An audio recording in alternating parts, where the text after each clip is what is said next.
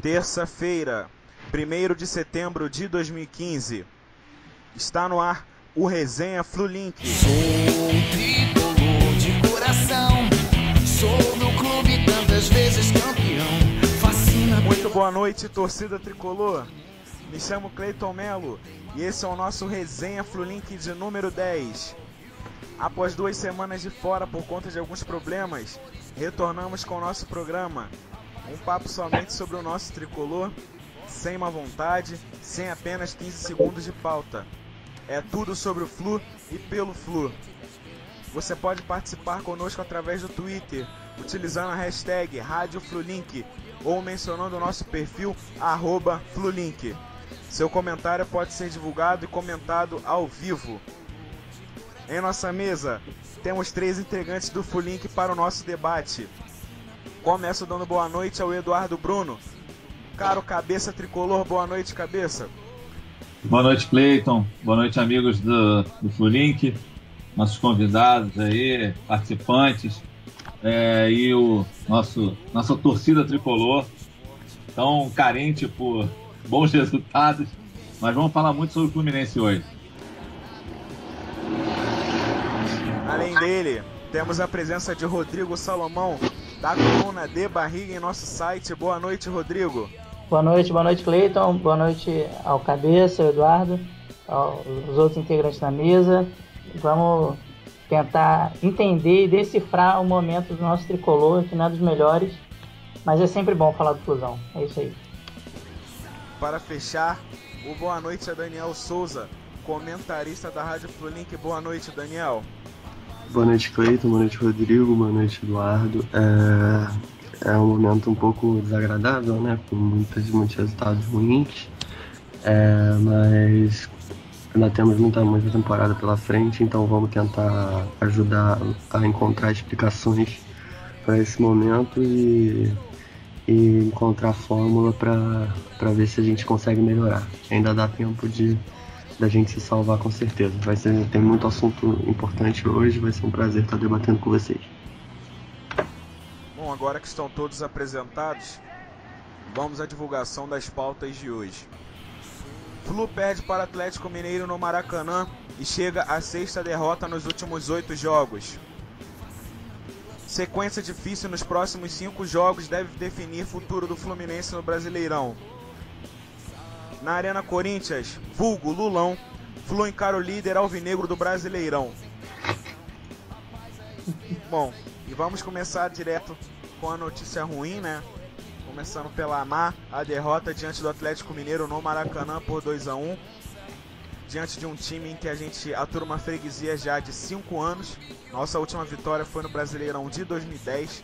De lá pra cá, mais nenhuma vitória em cima do Atlético Mineiro. Um time que...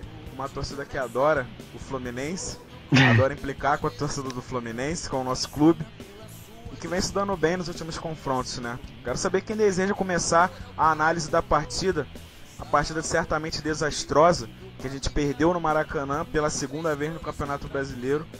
Bom, quem começa? Claro, Daniel. Manda aí, Daniel. Sobre a torcida do Atlético Mineiro, eu queria só fazer um comentário rápido antes de falar do jogo. Eu virei uma celebridade na torcida do Atlético Mineiro no último domingo, porque eu fiz um comentário no Twitter xingando o Ronaldinho, por causa do negócio da foto, que a gente provavelmente vai debater depois, que é um tema polêmico. Aí de RT em RT, uma hora chegou na torcida do Atlético Mineiro, né? Aí começou a ver aqueles comentários, de vez em quando, aqueles comentáriozinhos que eles gostam de fazer sobre a gente, né?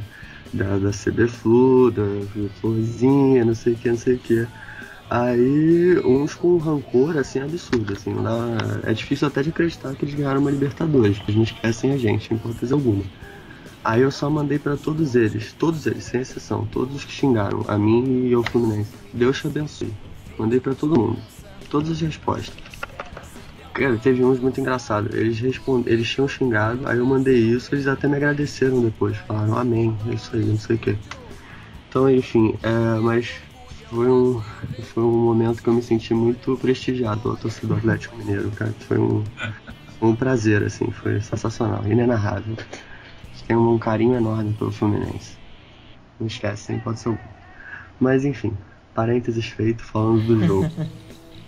Tinha que falar isso aqui, porque Claro.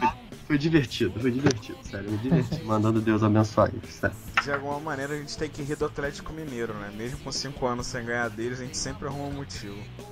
Incrível, né, cara? A gente não tá em campo, mas ganhamos um título em cima dele, né? Exatamente. Uma maioria das todas. Eu conheço torcedores muito decentes do Atlético Mineiro, mas Eu também conheço uma pessoa. Também. Minha família é de lá de Minas também. Conheço muitos primos, tios que são muito educados, cara. Mas é impressionante como tem gente boçal naquela torcida, cara. Impressionante, principalmente no Twitter. Mas existem exceções, a gente tem que deixar bem claro. Enfim, falando do jogo. O jogo foi bem triste da gente acompanhar, porque o Atlético venceu com naturalidade. Foi um jogo que o Atlético se impôs desde o início. No segundo tempo, a meu ver, até mais do que no primeiro, mas no primeiro tempo o Fluminense muito lento em campo, né? Pouca movimentação, principalmente do meio para frente, com 3 peças que correm pouco, né? O Cícero, o Ronaldinho e o Ayrton Paulista. Do meio para frente apenas o Scarpa com uma movimentação um jogador mais leve, né? Para dar um pouco mais de dinamismo.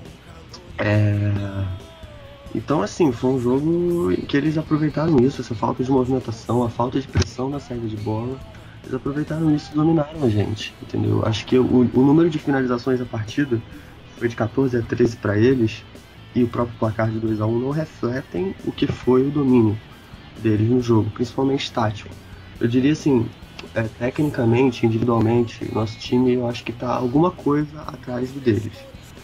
Mas eu acho que coletivamente a discrepância é muito maior. Coletivamente é uma diferença abissal. O Fluminense é um time nitidamente em formação, que ainda precisa atravessar muitos obstáculos para chegar a um ponto ideal. E o Atlético é um time que joga junto, claro, com algumas mudanças de peça, mas com uma mesma ideia há algum tempo, né? E não à toa tá aí brigando pelo título. Então é um jogo bem complicado de se torcer, de se acompanhar, porque a gente via que o Fluminense estava dominado dentro de campo. O Anderson também, no meu modo de ver, não foi feliz nas substituições, acabou não conseguindo corrigir esse problema da falta de dinamismo, de movimentação. Porque, por exemplo, quando ele botou o Gerson no lugar do Vitor Oliveira, beleza, o Vitor Oliveira no lateral esquerdo é uma temeridade, só que aí você recua o Scarpa para trás, quer dizer, recuar é para trás, né? Você recua o Scarpa pra lateral, o Scarpa que vem sendo o nosso jogador mais regular nos últimos jogos. E aí você continua com 3 peças lentas do meio pra frente, que são Ronaldinho, Cícero e Wellington. Com o adendo do Wellington Paulista caindo pelas pontas, que eu acho um negócio que sinceramente não entrou na minha cabeça ainda. Eu sou muito aberto a ideias novas, mas essa ainda não me convenceu, sinceramente. E tem disso o azar, né? Porque, pô, o gol que o Wellington Paulista perdeu antes do Atlético fazer 1-0, foi uma das pouquíssimas chances que a gente teve no primeiro tempo. A gente teve 2 chances muito claras e que não podem ser desperdiçadas num jogo desse nível, contra um adversário desse nível, sabe? É isso aí, Daniel. Não pode perder num jogo desse nível, exatamente.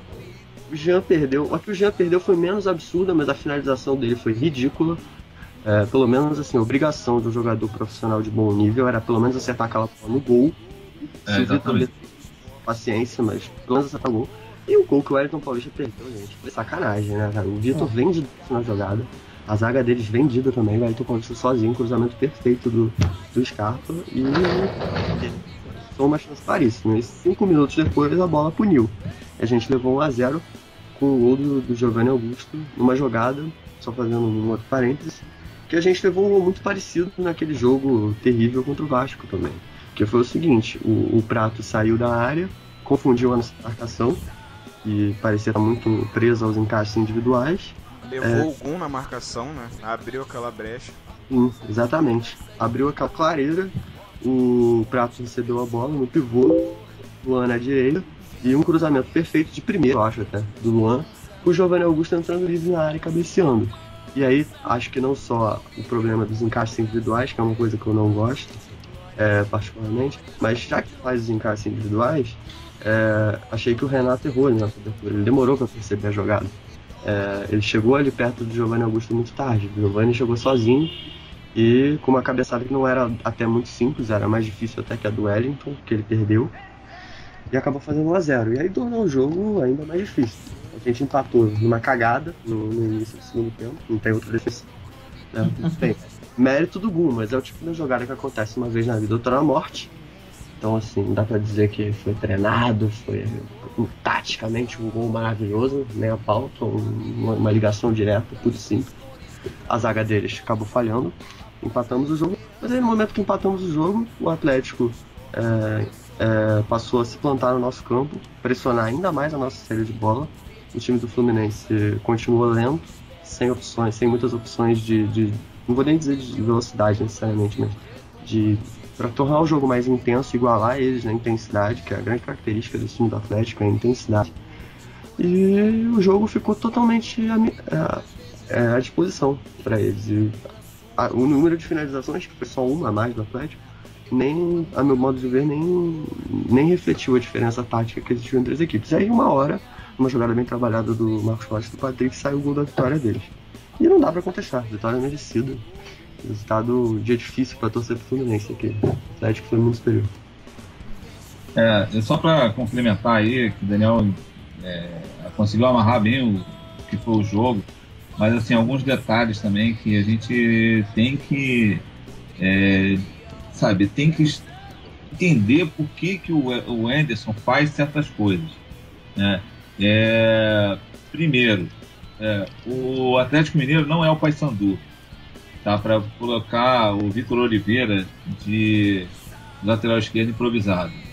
Sinceramente, eu não sei por que ainda não subiu o lateral esquerdo de origem. É da base, é garoto. Só que ele é de origem, ele é da função. Ele sabe marcar, ele entende da tática da lateral esquerda, coisa que o Vitor Oliveira não entende, porque ele toma a bola nas costas em todas as bolas, é só reparar, todas as bolas são nas costas dele. Então, assim, tem certas coisas que não dá para entender. As substituições também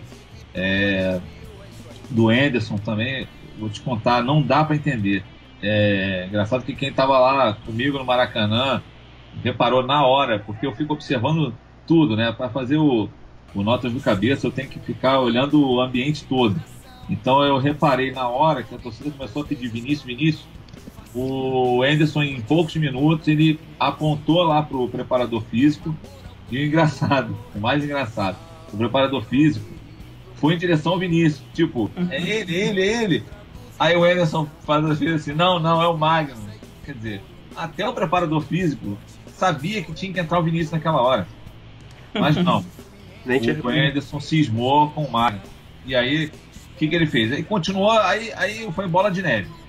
Jogou o Wellington Paulista para a esquerda, né, para a ponta esquerda, lá para o lado esquerdo, para segurar o insegurável lado direito do Atlético, para botar o Magno Alves centroavante. Duas coisas. Isso deu certo quando estava o Fred em campo. Lembra aquele jogo que estava o Fred e o Wellington Paulista foi movido para a esquerda? Deu certo, mas com o Fred. Ele é centroavante, pivô. O Magno Alves já falou várias vezes que ele não quer ser pivô, ele quer um cara mais leve, mais tipo atacante de lado. Mas não, o Anderson botou errado. Quer dizer, foi uma bola de neve. E aí, combinando em botar o Edson de lateral direito. Então, assim, esse jogo para mim já seria muito difícil no início. Eu falei antes do jogo, pessoal, no papel, esse time do Atlético é muito superior do Fluminense, mas muito superior. Então, assim, a gente já tava, o jogo já era muito difícil e o Anderson conseguiu complicar mais ainda. Então, quer dizer, eu acho que é jogo para se esquecer, né, só para se lembrar de tentar corrigir os erros. Lembrar para não fazer o que foi feito no domingo. Isso, tentar corrigir os erros, exatamente, e pensar no Corinthians. Mas, pelo jeito, eu já vi que acho que ele não pensou em nada, porque pela escalação do treino hoje, eu fiquei muito, muito desmotivado com o jogo de amanhã. Então, vamos falar sobre o jogo mais pra frente. Pois é. Então, assim, sobre o jogo, achei que foi... a gente tinha que ter matado naquelas bolas do Wellington Paulista e do Jean, tinha que ter matado o jogo ali. Foram as únicas chances que a gente teve e não pode perder. Desperdiçou, um abraço. Quem não faz leva, tomando gol, e aí já sair na frente contra o Atlético já seria difícil segurar. Imagina tomando um gol logo no início, né, no primeiro tempo, e depois tentando correr atrás. Aí que não ia conseguir mesmo. Mas... O que o Rodrigo tem a dizer? Pode falar, eu quero passar pro Rodrigo aí agora. praticamente não sobrou nada pra mim, pô. Tô aqui que nem o Magno Alves entrando aos 40 do segundo tempo. Mas vamos lá, vamos tentar fazer esse golzinho. Não, enfim, o Daniel resumiu muito bem o que foi a partida. O Cabeça observou muito bem essa questão do Magno ter entrado quando, na minha opinião, também era para ter sido o Vinícius. Eu acho que Maracanã inteiro, Rio de Janeiro inteiro, o Brasil inteiro achava que era pro Vinícius entrar. Ele colocou o Magno. Começar, só você vai poder concluir, mas pra começar o Vinícius era pra ser titular desse time, nem reserva era pra ser, né? Aí, exatamente. Pois é, exatamente. Mas assim, a gente dá o desconto, né? Vamos lá? Está voltando de lesão. lesão. Está voltando de lesão, ok. Até aí, né? Vamos dar esse benefício da dúvida. Mas a partir do momento em que ele está lá relacionado no banco para jogar, pelo menos ele entre os 45 minutos, ou enfim, alguma coisa assim, porque não... Oi? Em teoria, alguma condição de jogo ele tem, né? Exatamente. E eu tinha até anotado, antes do Cabeça falar, a questão da lateral esquerda, porque a gente tem o Ayrton, não é? Que subiu justamente para cobrir essa lacuna, que é um garoto, só que ele ainda não foi utilizado, né? Subiu para ver como é que é a situação, né? Porque parece que a gente não precisa. Só que há essa necessidade. Para mim, na outra vez que eu participei da resenha, eu já tinha falado que a gente perdia muito com o Scarpa na lateral, né? E isso aí se confirmou, né? Isso aí a olhos nus, todo mundo consegue ver isso. E a questão do Vitor Oliveira deu certo contra o Paysandu, né? Só que, como foi dito, o Paysandu não é Atlético Mineiro, né? São times diferentes, né? E o que o Daniel falou, observou, eu acho que isso fez muita diferença. Foi como o Levir enxergou o jogo durante o jogo. Porque parece que o Anderson tem uma mentalidade assim, ele tem um esquema dele, como vai escalar, como vai jogar. E não sai disso, entendeu? Ele não tenta não. No máximo ele faz o quê? Ele colocou o Wellington Paulista mais pra ponta, porque deu certo contra o Figueirense, porque ele acertou um cruzamento pro Cícero. Uma coisa assim, muito engessada, entendeu? Parece que ele não... na hora assim da inovação, né? De você entender, de você ler o jogo, parece que ele não enxerga, ele não consegue ler isso. O Cristóvão era pior, o Cristóvão lia errado, né? Ele substituía tudo. O Cristóvão era assim, o time tá precisando fazer o gol, mas tá com o meio campo perdido. Ele tira um atacante e bota um volante porque o time tava perdendo o meio. Ou seja, melhor garantir o meio do que ganhar o jogo, né? Sim, é por aí, exatamente. E uma coisa que a gente acaba sofrendo nessa dificuldade do Anderson de entender o jogo durante o jogo, que a gente muitas vezes assim, deixa escapar pelo menos um ponto porque tentou desesperadamente de alguma forma não entendeu o que estava acontecendo no jogo, foi lá e levou o gol. Isso aí aconteceu em várias partidas, né? Inclusive do Joinville recentemente, né? Que a gente levou uma virada ridícula. E diferentemente do Atlético, eu achei que contra o Joinville a gente fez uma partida aceitável. Não foi, grande coisa, mas foi aceitável, né? Mas enfim, a gente vai falar das perspectivas, né, futuras. Mas eu queria só destacar que eu concordo com os colegas aí da mesa e realmente a gente foi engolido pelo Atlético. Não tem muito o que falar. 2-1 até saiu barato. Não tem muito o que falar. Acho que até o Daniel falou, eu não me lembro da gente ter levado um passeio de bola tão grande. Eu me lembro, foi justamente contra o Atlético no primeiro turno. Né? Foi exatamente a nossa sina. Se fosse um mata-mata aí, a gente ia levar um passeio bonito. Como não é. Ainda bem que foram eliminados da Copa do Brasil, né? Pois exatamente. A gente tem que ouvir essa torcida deles que é pentelha pra caramba. O meu editor no 90 Minutos, ele é atleticano, né? Mas ele é super tranquilo. Até não me sacaneou, porque eu tava trabalhando na hora e tal. Respeitou a situação. Mas, enfim, vou mandar um abraço pro pessoal puxa-saco. Mas aí, Cleiton, só pra complementar também, uma coisa que a gente não falou, dos volantes, né, cara? Os nossos volantes, Edson e Jean, com essa formação com Cícero e Ronaldinho Gaúcho na frente deles, eles começam já o jogo marcando por 4. A gente bem falando assim, o Jean tá mal, o Edson tá mal, mas a gente tá tem que entender, tentar entender o porquê que eles estão mal. Por que eles estão maus, né, nos jogos. E isso também é um motivo, porque eles estão tendo que marcar por muitos. Né? Por exemplo, eu comentei nas notas também, o Jean chegou atrasado nos 2 gols. Por quê? Porque ele estava fechando o meio de campo. Não chegou atrasado no primeiro gol no Giovanni Augusto, chegou atrasado também no Patrick no segundo gol. Mas por quê? Porque ele está tendo que voltar para cobrir lateral, que a gente não tem lateral, Renato e Gustavo Scarpa, o Scarpinha, o Gustavinho infelizmente não marca bem, então ele está tendo que voltar para marcar e também cobrir o meio, fechar o meio, porque Cícero e Ronaldinho não fechavam. Então assim, é complicado, é isso que o Anderson tem que entender e ele não consegue entender. Na verdade, também entra um outro questionamento. Ele não entende ou ele não pode barrar Ronaldinho e Cícero? E isso é um outro tratamento. Mas a gente não tem mais Unimed, né? Pelo amor de Deus. Onde que tá barrando? Não tem mais Unimed, mas o investimento em relação à diretoria é o Ronaldinho, que ganha 450, 600 mil, mas o investimento de venda de camisa, além do Cícero, que a gente já sabe que é um jogador que não aceita banco de reservas, né? Há muito tempo. Desde a época do Cristóvão. Então fica esse questionamento. Ele não pode ou ele não sabe? Agora ele barrou o Ronaldinho, né? Vamos ver. Ele inventou a desculpa de condicionar novamente fisicamente o Ronaldinho, né? Mas tá na cara que vamos ver. Eu tenho 2 comentários a fazer sobre... Cabe, se quiser concluir o raciocínio... Mas era isso mesmo, eu queria só levantar esse lance dos volantes. Que, no Carioca, era o melhor meio-campo do Brasil. Por que agora não é mais? Entendeu? Só antes do Daniel fazer o comentário também, só para acrescentar, em relação à entrada do Magno Alves, eu que particularmente gosto muito do Magno, mas ele não vem em uma boa fase, foi um tipo de contratação que até agora não se mostrou das mais úteis. No lugar dele eu colocaria o Robert, um time lento, um jogador como o Robert, que é um jogador veloz e que não vem jogando, mas que já está recuperado, e o Anderson não utiliza de maneira alguma. O Robert está excluso no elenco do Fluminense. Estava no banco no último jogo, né? Não foi utilizado. Bem lembrado a questão do Robert, né?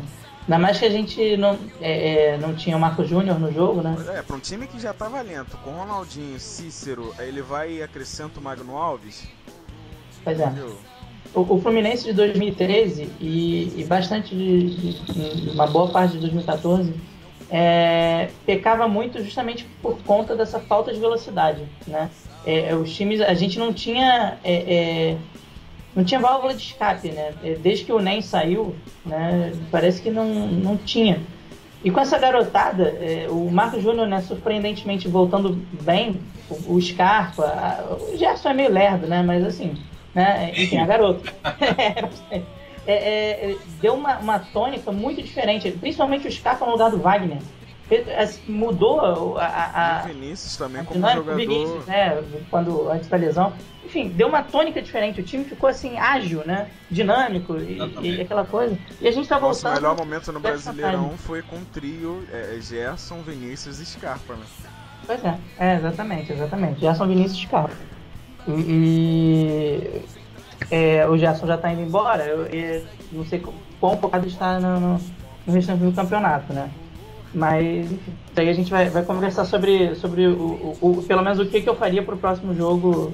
Eu tenho uma ideia, até conversei com o Bruno durante a semana sobre isso, acho que ontem.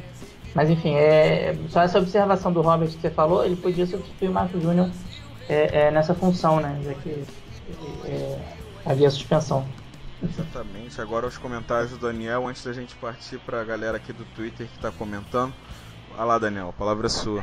Beleza, 2 comentários rápidos. Primeiro sobre a questão dos jogadores sobrecarregados que o Cabeça colocou, eu adiciono uma outra coisa. O Wellington Paulista, ele no primeiro tempo, ele era o nosso centroavante, mas ele voltava muito mais que o Ronaldinho.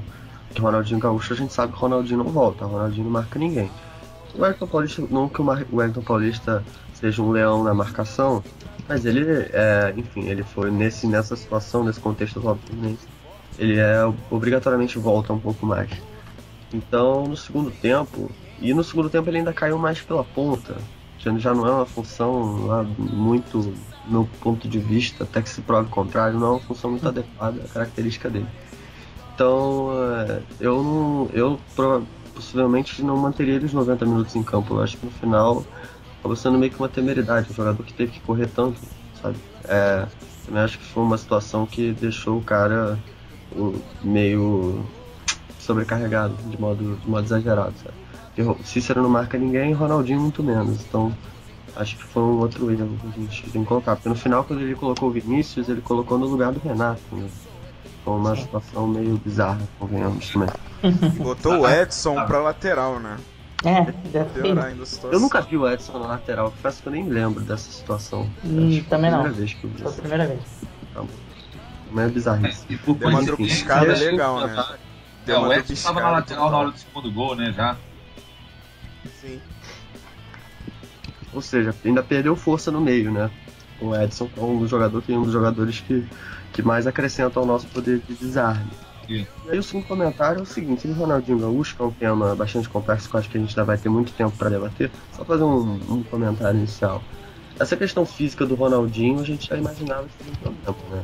Independente do mérito de contratação do Ronaldinho ter sido boa ou ruim, que é uma outra discussão, tá? Não vou entrar nesse mérito. Se você contrata um jogador que não vinha jogando há 2 meses, que estava de férias, no Barra Music, seja lá o que for, botar o jogador para jogar com 5 dias de treinamento de férias, eu acho sinceramente uma temeridade. Pode ter compensado naquele jogo de estreia que ele jogou direitinho, fez uma partida razoável, mas acho que já começou errado ali, o planejamento técnico com o Ronaldinho Gaúcho já começou errado. E aí você viu Ronaldinho nos jogos seguintes, se arrastando em campo, dependendo de lampejos para ser o Ronaldinho, né? Um passe ou outro. Às vezes acertando, às vezes com momentos interessantes. A maioria das vezes errando. Em maioria das vezes errando, perfeito. E com um condicionamento físico que, mesmo sabendo que o Ronaldinho não é um jogador all around, não é um jogador que vai estar em todos os lugares do gramado, longe disso, um condicionamento físico ainda inadequado. Então eu acho que houve uma forçação de barra enorme por causa da questão do marketing, que acabou se sobrepondo à questão técnica. Acho que o Fluminense se precipitou com essa questão do Ronaldinho, o jogador começou a ser relacionado sem estar no seu condicionamento físico ideal. E quando começou a vir uma sequência mais forte, mesmo descansando um pouco ali, ele já tá jogando, né? Ele começou antes da hora, sabe? Eu não entendo muito de preparação física, sinceramente, mas me soa muito estranho no futebol competitivo como de hoje em dia um jogador vir de férias e fazer o primeiro jogo dele com 5 dias de treinamento. Acho que aí já começou errado, sabe? E aí o que dá na sequência é um efeito dominó. Só pra justamente acrescentar o que você disse, assim que o Ronaldinho chegou, dada a data de início dele de treinamento, eu no Twitter praticamente divulguei que a estreia dele seria dia 16 contra o Figueirense. Analisando o que? Bom, vão preparar o Ronaldinho fisicamente e tecnicamente para iniciar contra o Figueirense. E aí, de repente, durante a semana veio a surpresa, o Ronaldinho vai estrear contra o Grêmio. 5 dias depois de começar, dando voltas pelo gramado e jogando rachão. Entendeu? E já estreou de imediato. Quando eu planejava na minha cabeça, para se ter um jogador fisicamente mais ou menos, em condições de fazer uma boa partida, ter um bom rendimento dali para frente, diante do Figueirense no dia 16.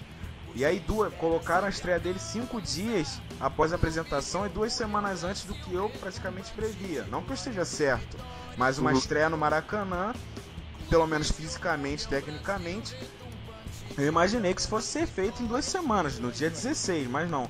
Colocaram a estreia dele 5 dias após o início da preparação, né? Exatamente. Eu acho que, para concluir o raciocínio, acho que a vontade de aparecer, de deixar o marketing falar mais alto, justamente no momento que a equipe vinha tendo seu melhor rendimento no campeonato, uma formação, um padrão de jogo bom, um padrão de jogo que vinha sendo efetivo, essa precipitação para incluir uma peça tão cheia de particularidades como é o Ronaldinho Gaúcho acabou gerando um choque para a equipe. Acho que essa situação, que eu não creio ter essa pressão, não creio sinceramente seja uma invenção do Anderson. Não acho que o Anderson, como treinador, que eu tomaria a decisão de escalar o Ronaldinho com 5 dias de treinamento. Essa situação acabou prejudicando, sabe? Provocou uma sucessão de erros E não à toa a equipe acabou desandando. Não apenas pelo rendimento técnico abaixo do Ronaldinho, mas pelo efeito dominó que a presença dele, pelas mudanças que a presença dele tem que trazer ao time. E mudanças às quais o time ainda não se adaptou. Montar um time no meio do campeonato, como eu disse na última participação minha aqui, é um risco. É um risco que se corre montar um time no meio do campeonato. Ainda mais com uma mudança tão drástica de estilo de jogo. O time que jogava com Gerson, Scarpa e Vinícius, ou até antes do Wagner sair, com Wagner, Vinícius e Gerson na linha de meias, para jogar com Cícero, para mudar para Cícero, Ronaldinho e, no caso do jogo passado, o Scarpa, uma mudança radical, sabe? Em muito pouco tempo. Isso tem que ser treinado, sabe? Isso tem que ser feito com cuidado. E o Fluminense não teve cautela, o Fluminense precipitou, e eu acho que isso se provou um grande erro, sinceramente. Só pra fechar, cara, o Ronaldinho, nesse jogo de estreia dele, ele substituiu o Fred. Ele jogou de falso 9. Ou seja, indo para ataque, voltando para armar, batendo escanteio, batendo falta, marcando. Ou seja, impossível, né? A conclusão que eu chego é que ele só joga contra o Grêmio. Ele come grama contra o Grêmio. Pô, então pode botar ele na quarta-feira que vem, então, né? Pois é. Por isso que foi bom o sorteio por causa disso. Por causa disso.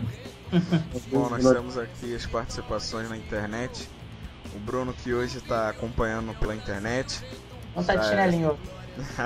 Está sendo presente aqui conosco, participando, dessa vez está pela internet. Ele diz aqui, em relação ao gol do Atlético Mineiro, foram Vitor Oliveira, Edson no prato, e não mataram a jogada.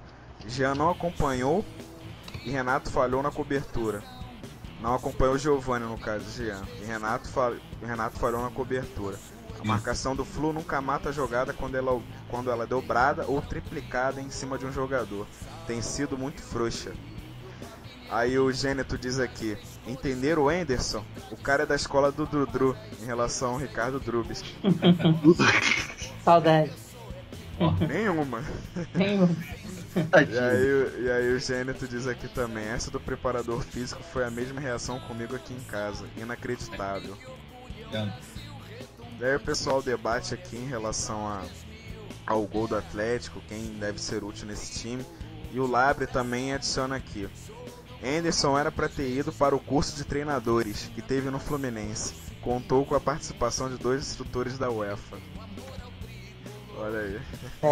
Não sei se daria muito jeito, mas... Como é que é do curso da UEFA? Desculpa.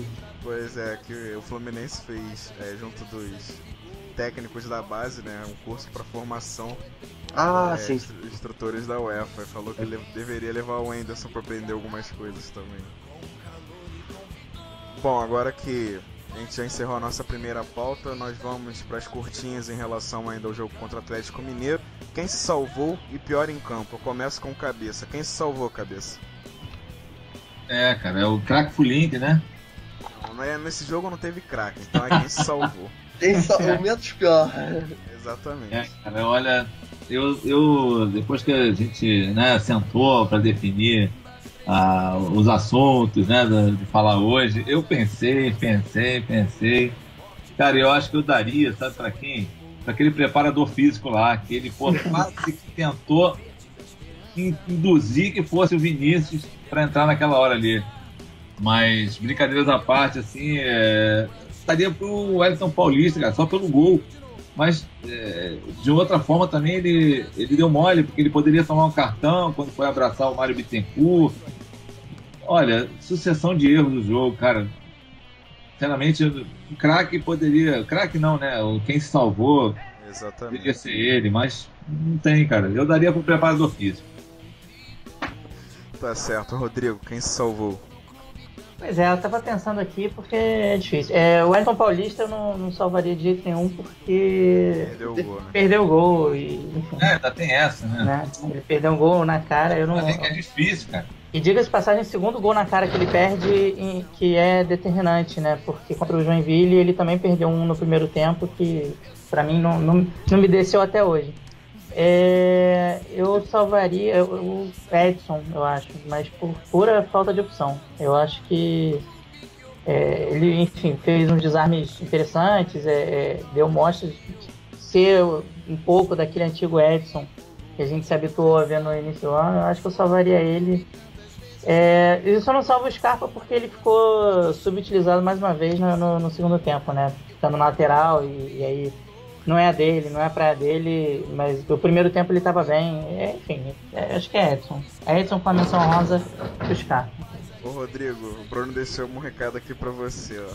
Não é chinelo não, Rodrigo. O Cleiton pediu pra melhorar o condicionamento físico antes de voltar a comentar. Tá certo, Bruno. Grande abraço. Daniel, pra você, quem se salvou no jogo contra o Atlético? Olha, cara, meu voto vai, como teria sido nos últimos jogos, pro craque Florink, vai pro Scarpa, cara, porque eu tenho pena desse moleque, cara, porque o que ele se desdobra, o que ele é mal escalado é uma coisa impressionante. Quando ele foi bem escalado no primeiro tempo, ele era a nossa única opção que trazia um pouco mais de dinamismo pro jogo, ou seja, sacrificado.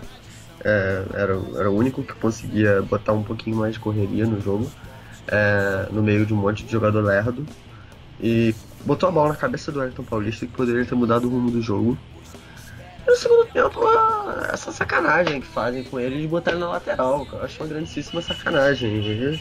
Ele tenta se virar, sabe? Ele não é um primor de lateral, longe disso, mas mais pela pena que eu tenho dele, vou te falar com toda sinceridade, embora eu tenha achado que o Edson não fez uma partida ruim, eu dou meu voto ao Scarpa, cara, porque eu já não aguento mais ver o Scarpa na lateral esquerda, sério.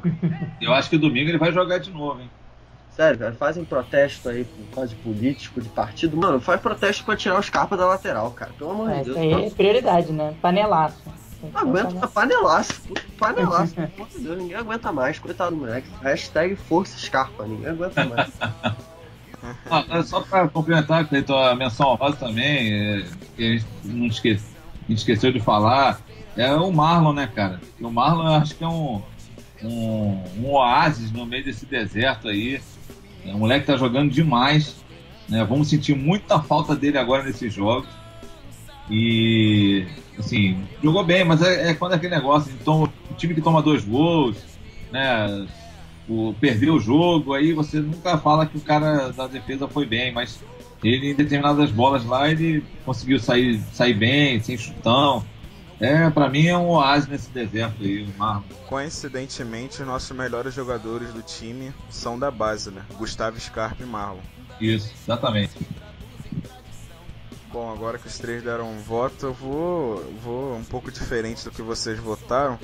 Mas realmente, você não tem muita opção não, na verdade nenhuma. Eu vou dar quem se salvou pro Gerson. Pode parecer até estranho, mas ele entrou e se movimentou bem com a sua entrada. Eu acho que o Fluminense deu uma melhorada quando ele entrou em campo. A cabeça vai cantar. Colocou um pouco de fogo no jogo. Ele foi o Scarpa no primeiro tempo, né? O único que trazia um pouquinho mais de dinamismo do meio pra frente. Exatamente, o Gerson deu um pouquinho de trabalho ali pra zaga pro Atlético Mineiro, mas como já havia um tempo sem jogar, no finalzinho acabou decaindo.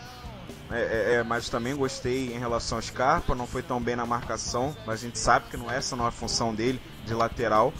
Mas eu daria quem se salvou pro Gerson, por ter entrado e dado um movimento maior ao meio campo do Fluminense, dado uma melhorada ali por um tempo. E a menção honrosa justamente ao Gustavo Scarpa, né?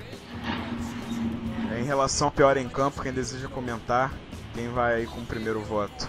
Pô, cara, pra mim é só ver minha nota. Não vai ser muito difícil. Isso aí pra mim é ó concurso. Isso vai ser unanimidade, né? Ó concurso pra mim, cara, não tem outro. Fala, cabeça, tem que falar. Não, mas pra mim é Anderson Moreira. Não tem como. Achei que fosse eu também pensei que fosse o bonitão. Ronaldinho. Não, pra mim foi o Enzo, cara. O cara fez tanta besteira, mas tanta besteira. Porque assim, ele tem o poder de mudar, cara. O time ele tem esse poder nas mãos. Entendeu? Ele pode mudar, ele pode botar o Ronaldinho mais atrás, sem se preocupar muito na marcação, não sei, armando o jogo. Ele pode mudar, cara. Bota o Ayrton, que é um lateral de ofício. Mas não, cara, ele inventa todo o jogo. Agora domingo também vai ser a mesma coisa. Então, assim, não vai mudar. Pra mim, não vai mudar. Então, o cara que não consegue armar um time, pra mim, cabeça, sabe o que é triste nesses comentários? É que a gente fala que não vai mudar e aí fica explícito que os próximos jogos, isso é uma tragédia, né? Não vai mudar realmente. E é isso que entristece. E a nossa próxima pauta é justamente sobre isso, mas vamos continuar em relação ao pior em campo. Pra mim é parado, não tem outro. Rodrigo, pior em campo. Pior em campo pra mim foi o Ronaldinho. 33 segundos com a bola, né? Incrível esse número. Enfim, a gente, o povo brasileiro falava tanto do Fred durante a Copa, né? E o Fred sendo centroavante, a bola não chegando e tudo mais, e a gente chega combalido do futebol brasileiro, Ronaldinho Gaúcho, o cara ficou 33 segundos com a bola. E não só pelo que ele fez em campo, foi uma partida ruim, tecnicamente ruim, né? Mas pela questão da foto, né? Na polêmica da foto. Não sei se a gente vai abordar isso com mais profundidade depois, mas pra mim, mais do que a foto em si, ou dele ter amigos no Atlético, que é uma coisa evidente que ele tem, eu não gostei da postura de não estar nem aí com o resultado do jogo no final. A gente vê o Fred sair de campo até sendo mal educado, muitas vezes com repórteres e tudo mais, porque ele está de cabeça quente, xingando todo mundo, Deus e o mundo, porque ele veste a camisa literalmente. A gente vê uma liderança, uma pessoa que está realmente irritada por perder, né? E pra mim é o básico. O cara que é jogador profissional, quando eu tô jogando bola, eu fico pé da vida por perder uma partida. Imagina um cara que é profissional, que depende daquilo. O Ronaldinho nem depende mais, né? Talvez seja esse o problema. Então, pelo conjunto da obra, pra mim, ele é o pior em campo. E fora dele. Só pra acrescentar o que você disse antes de passar pro Daniel, o Bruno, no texto dele, fez uma conexão, não sei se foi agora, não lembro se foi no texto ou no Twitter, em que ele disse que o Ronaldinho se parece com o Alexandre Pato em relação à alienação que se envolve no mundo dele fora da conexão do mundo real. Sim. E o Ronaldinho não tem o mínimo de noção em relação aos últimos anos da rivalidade entre Atlético Mineiro e Fluminense, entendeu? Não tem o mínimo de noção que em 2013 rolou porrada no vestiário entre Fred, Leonardo Silva, Diego Tardelli, quando a gente foi praticamente rebaixado aqui no Maracanã. Entendeu? Não, sim, ele tem amigos, sim, ele pode dar a camisa, mas eu acho que ficou muito exposto após uma derrota da maneira que foi, uma partida tão trágica dele dentro de campo, acabou pegando mal num conjunto todo, né? Eu posso só fazer uma observação sobre essa observação? Tem espaço? Sim, claro, com certeza. Que me lembrou, na época, deu bastante polêmica, né? Um dos clubes que eu cubro lá no 90 Minutos é o Cruzeiro. Eu não sei se vocês lembram ou chegaram a acompanhar, o Ronaldinho chegou a negociar com o Cruzeiro antes de acertar o Fluminense, bem antes até, né? E uma grande polêmica que deu lá em Minas foi que, enquanto ele estava negociando, e era papo de salário de 1 milhão por mês, enquanto ele estava negociando com o Cruzeiro, muitas pessoas já estavam dando como certa a negociação, ele postou uma foto no Instagram parabenizando o Atlético, aqui é Galo e tudo mais, enquanto estava negociando. Na mesma hora o Cruzeiro tirou e desistiu da negociação. Tinha um supermercado que até agora é o patrocinador master deles, né, o BH, saiu da negociação e enfim, foi encerrada ali. Para você ver como ele realmente fica num mundo paralelo, né? Como o Pato foi muito bem lembrado pelo Bruno. É incrível isso. Se nem com o Cruzeiro e Atlético ele tem muita noção da rivalidade, é incrível como ele não consegue assimilar essa questão, né? É complicado. Ele não acompanha futebol, né? Eu já vi entrevista dele dizendo que não acompanha muito futebol. Eu poderia até defender, rapidinho, Daniel, eu poderia até defender o Ronaldinho alegando desportividade, fair play, mas existe uma diferença. O Seedorf, no Botafogo, vestiu a camisa do Fluminense em gesto de desportividade, mas ele dentro de campo em nenhum momento e no vestiário deixava de ficar com raiva, deixava de dar esporro nos jogadores por uma partida ruim diante do Fluminense. Eu lembro, assim que ele chegou em 2012, que o Botafogo perdeu um jogo, ele ficou fulo da vida porque perdeu pra gente. E aí em 2013 o Botafogo teve posturas diferentes, teve até aquela polêmica no início do ano com o Oswaldo de Oliveira, falou vamos pra dentro dos putos, que não sei o que, o Seedorf também com umas palavras fortes. O Seedorf vestiu nossa camisa em gesto de desportividade, mas não era um alienado como o Ronaldinho demonstrou nesse domingo, né? Pois é, e o cara é holandês, né? Exatamente. Daniel, quem foi aí o pior em campo? Bom, Bom, pra mim não tem muito mistério. Em campo, o Anderson não entra em campo. Então o meu voto é meio que óbvio. É Ronaldinho Gaúcho, né? Não tem muito o que discutir. Essa figura absolutamente nula em todos os aspectos da partida. Ao meu ver, como eu disse, a culpa não é só dele, porque eu acho que foi feita uma forçação de barra em torno da entrada dele o mais rápido possível no time e que acabou contribuindo para o mau desempenho. Agora, tem tudo isso que vocês falaram. É um jogador que tem uma postura alienada, uma postura que geralmente se coloca, mesmo que não por uma predisposição à arrogância, uma postura que se coloca às vezes acima do clube. Essa situação da foto vamos falar depois, vamos falar do jogo melhor. Depois a gente debate isso da foto. Mas dentro de campo, acho que simbolizou bem a falta de movimentação do Fluminense, um Fluminense apático, com pouca confiança para agredir o adversário e pela expectativa que se cria, né? Então eu acho que é injusto dar esse prêmio para qualquer outro jogador, essa honraria, essa framboesa de ouro para qualquer jogador que não seja Ronaldinho Gaúcho. Acho que eu não voto em claro. Mas o Anderson, embora não entre em campo, como responsável, como comandante da NAU, tem a nossa menção honrosa, porque só Einstein para entender o que esse cara tentou fazer no segundo tempo. Embora eu acho que ele esteja fazendo um trabalho até aqui com saldo positivo, não tô querendo pregar a saída dele, nada disso. Não, é decente. Por enquanto. É positivo. Já foi bem mais positivo do que agora, mas tudo bem.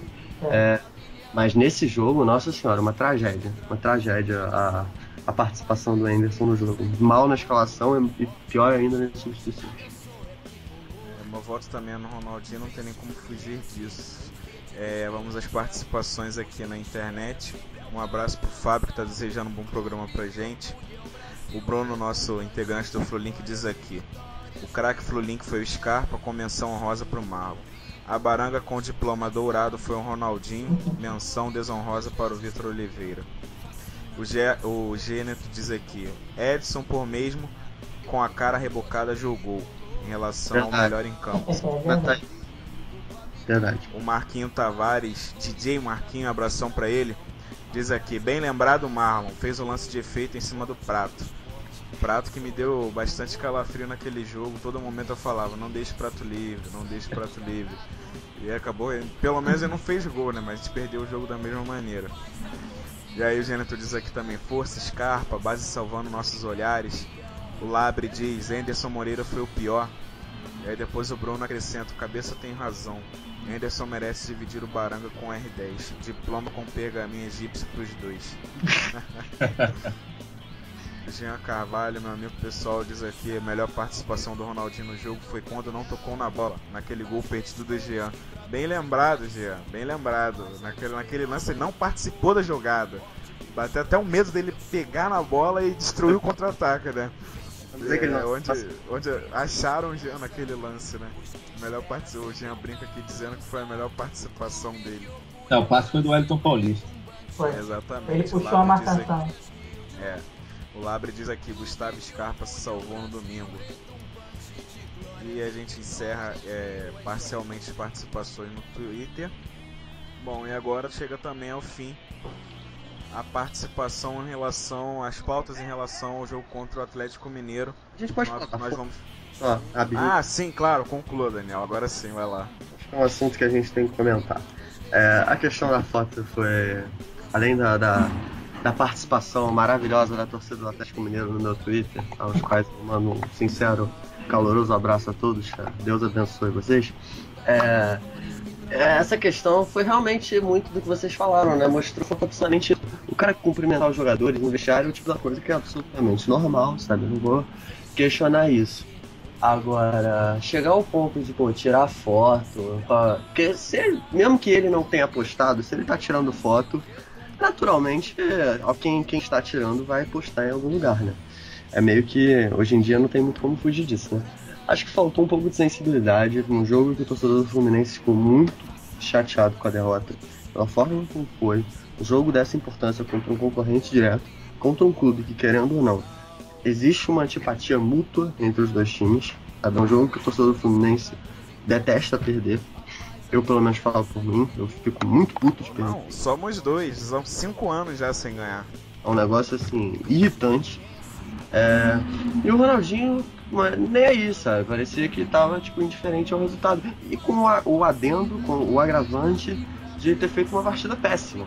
Se tivesse feito uma boa partida, uma partida eficiente e tal, metendo bola pros jogadores e o time tivesse perdido numa fatalidade, talvez eu não ficasse tão chateado. Talvez. Mas acho que essa soma de fatores, né? Uma partida horrível, aí com esse jogo de extrema importância, foi muito, muito inoportuno, assim, de verdade. E realmente eu acho que o torcedor do Fluminense tem muita razão de ficar indignado. Eu vi muita gente falando que não era bem assim, não sei o que. Eu respeito outras opiniões, acho que assim é isso. Mas eu fiquei muito, muito puto, assim. Poucas coisas tiram do sério. Essa... foi complicado. Eu respeito as outras opiniões, mas eles estão errados. Não, falando sério, por muito menos, né? O Fred foi perseguido, né? Do Caio Saque, aquela história toda, e ele tinha acabado de fazer 2 gols contra o Ceará, né? Você vê, o Ronaldinho jogou pessimamente. Eu já tinha achado muito digno da parte dele sair meio que pedindo desculpas, né? Meio que reconhecendo que ele não foi bem. E aí quando eu vi aquela foto, aquela coisa toda, todo mundo pau da vida, né, irritado com o jogo, não sei o que, ele tava nem aí. Provavelmente marcando a próxima festinha, o churrasco lá com a galera. É complicado, né? Isso é delicado. Só pra medir a cabeça rapidinho. Desculpa. Só pra medir o nível de estresse, o apresentador do programa, vulgo eu, foi dormir às 7h30 da noite. Tão irritado que a pessoa estava com a derrota para o Atlético Mineiro. Agora sim, cabeça, pode concluir. Não, é só pra saber o seguinte: será que domingo ele vai lá no vestiário do Flamengo tirar foto com os jogadores do Flamengo também? Ele saiu de lá sem muitos amigos, né? E acho que o elenco todo mudou, né? Também. Já mudou muito, né? Já mudou muito. Se perder pro Flamengo e fizer isso de novo, aí, porra, justa. Aí já é. Já trocou o nome. E acabou pra ele.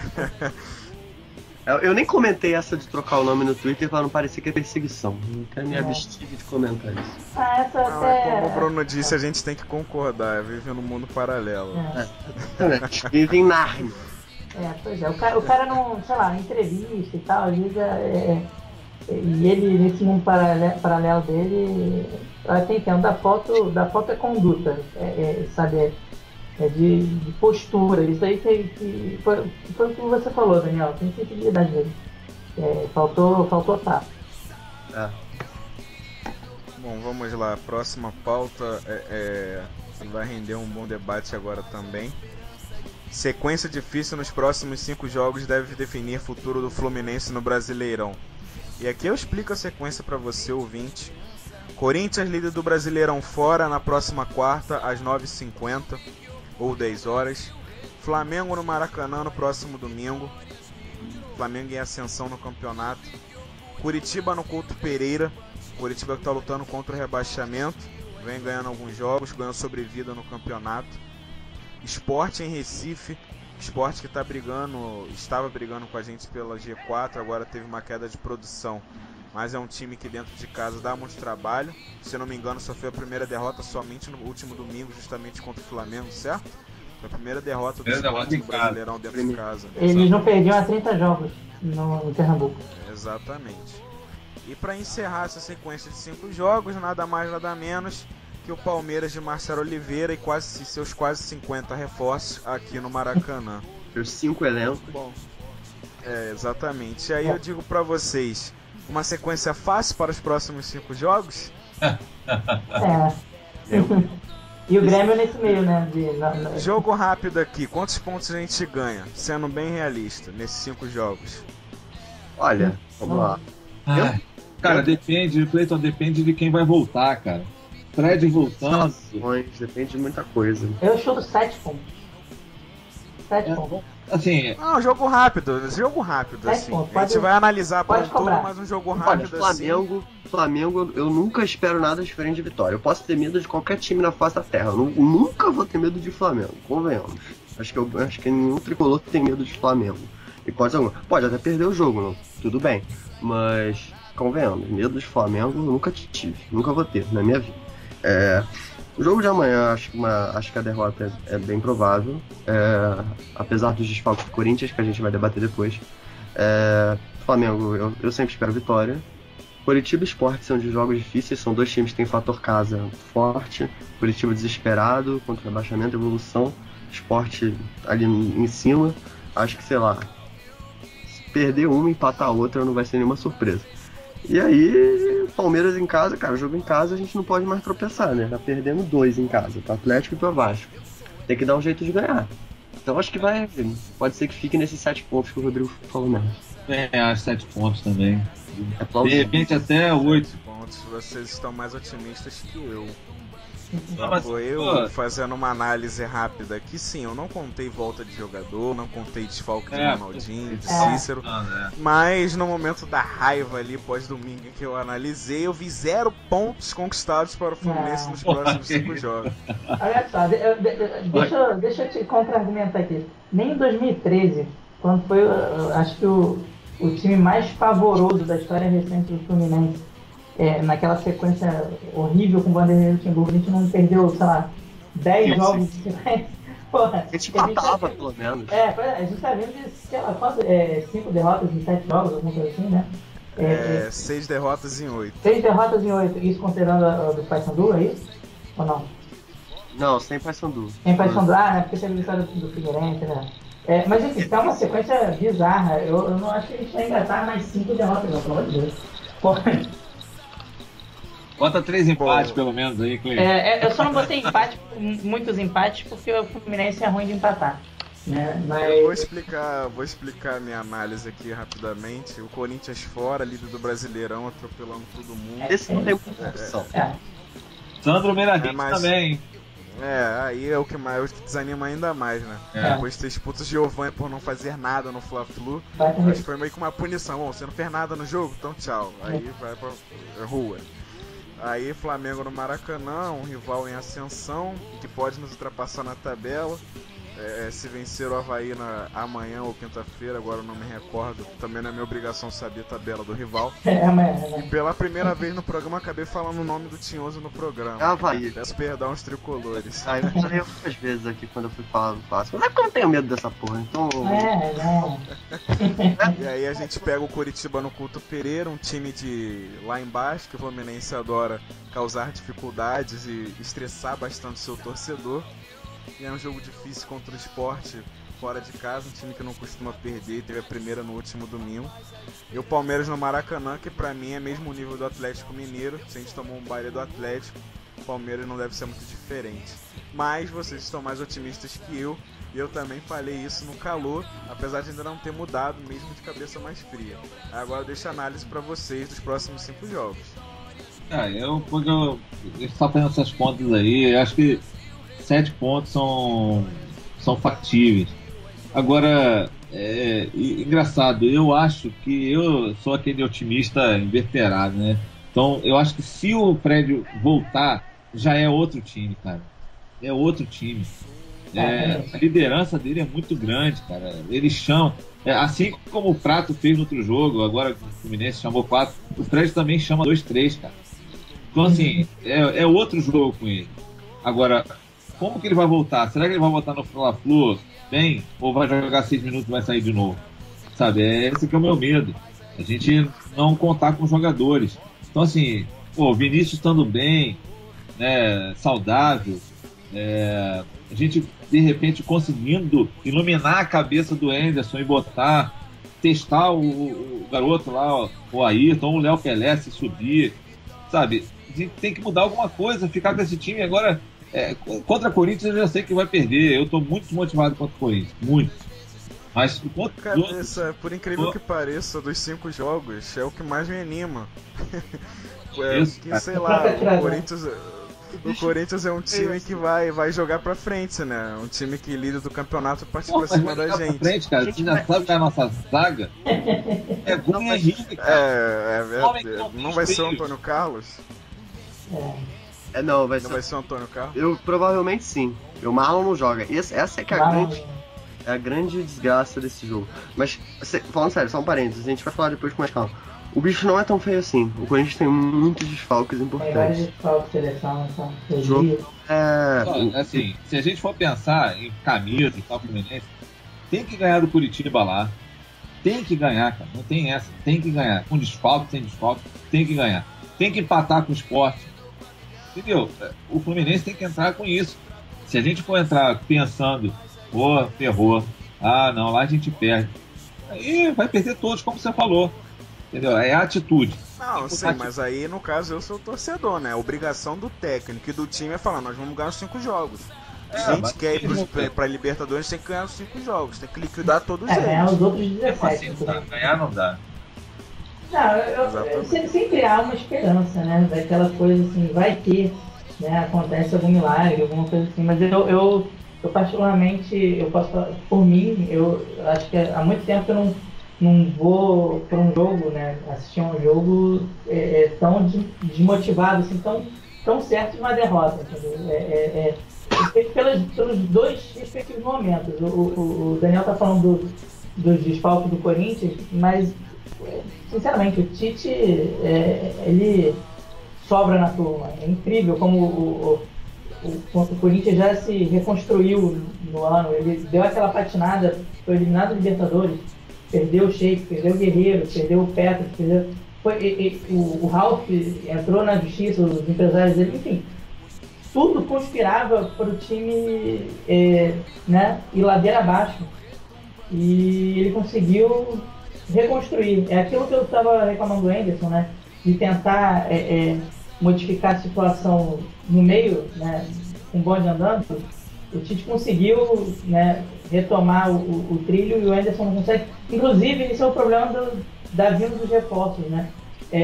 O Fluminense tinha um elenco menos qualificado e conseguia jogar melhor do que agora, mais competitivo do que agora. O Anderson não conseguiu encaixar isso com o Osvaldo, com o Ronaldinho, com o Cícero. Enfim, por mais que eles sejam lentos e tudo mais, eles são bons jogadores. Principalmente o Cícero e o Osvaldo, né, que ainda tem uma idade mais razoável, eles são bons jogadores. Dá um jeito de encaixar, nem seja no segundo tempo, numa função mais assim, mais assado. Esse é o trabalho do Anderson, ele ganha bem para isso, né? E o Tite conseguiu entender, encaixar e resgatar um jogador, resgatar outro.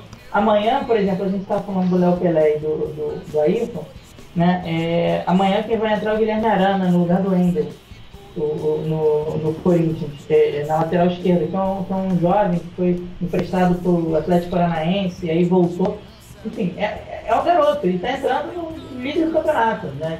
Pô, em casa, na arena, e não tá nem aí, vai jogar e o Tite falou, entendeu? E logo o Tite, que não tem fama de usar muitos garotos, né? Tem que arranjar, botar um moleque na lateral, não tem jeito, não tem o que inventar.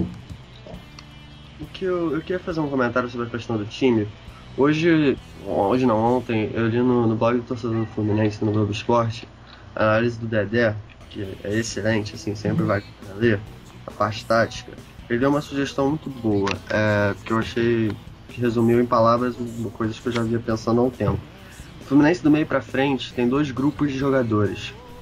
Uns jogadores que são mais lentos, tem talvez um pouco mais de qualidade com a bola, mais veteranos e tal. E um outro grupo de jogadores que são jogadores mais jovens, que tem um dinamismo maior, conseguem impor uma intensidade maior.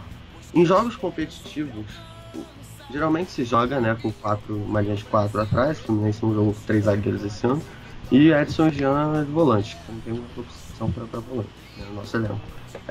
Os 4 jogadores da frente, do meio para frente, em jogos competitivos como era os domingos, jogos muito difíceis, ele colocou o seguinte: para ser competitivo tem que ter pelo menos 2 jogadores do segundo grupo de jogadores mais jovens, mais rápidos. Aí ele escreveu aqui, grupo 2 seria Scarpa, Marco Júnior, Osvaldo, Vinícius é o mais desses, mas ainda é uma mais jovem, então ainda tem um dinamismo maior, Gerson e Lucas Gomes. Alguns são bem melhores que outros, mas de todo modo são jogadores que têm mais movimentação. O outro grupo, que são jogadores mais lentos, são Fred, Ronaldinho, Cícero, Magno Alves e o Wellington Paulista. Acho que tudo indica que a gente vá com esse equilíbrio pro jogo de quarta-feira. Pelo que eu li na escalação provável, vai ser, do meio pra frente, vai ser Cícero, Gerson, Marcos Júnior e Wellington Paulista. Então são 2 jogadores com um pouco menos movimentação, com menos velocidade, que são o Cícero e o Wellington, e 2 jogadores que têm mais capacidade nesse sentido, que são o Gerson e o Marcos Júnior. O Marcos Júnior que vem sendo a grata surpresa do time desse campeonato junto com o Scarpa.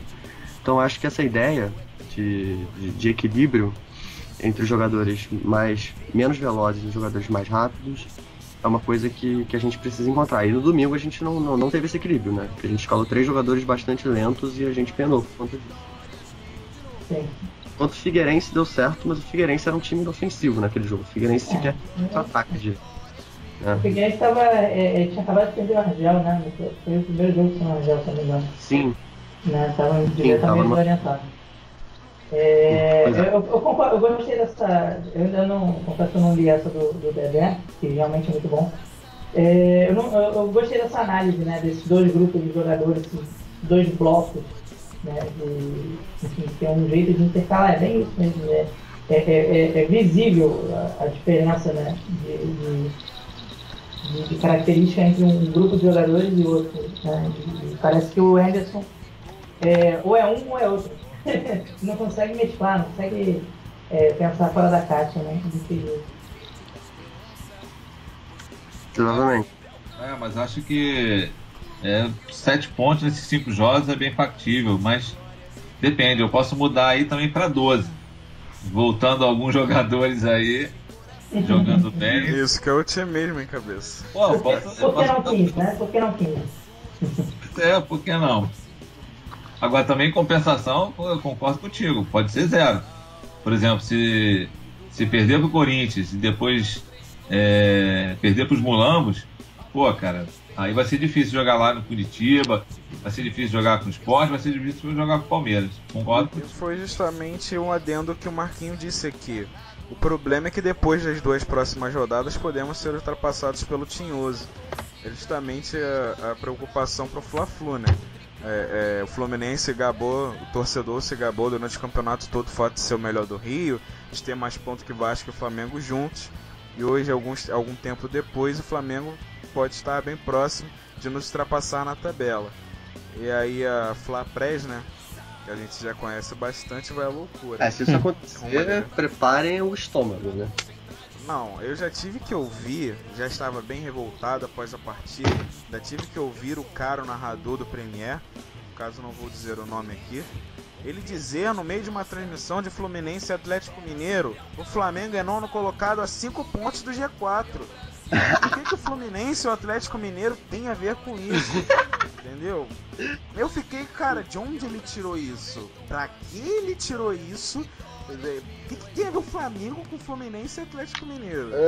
Flávio Presme, cara. O Fluminense ficou quantos jogos aí no G4 e ele só falava dos problemas.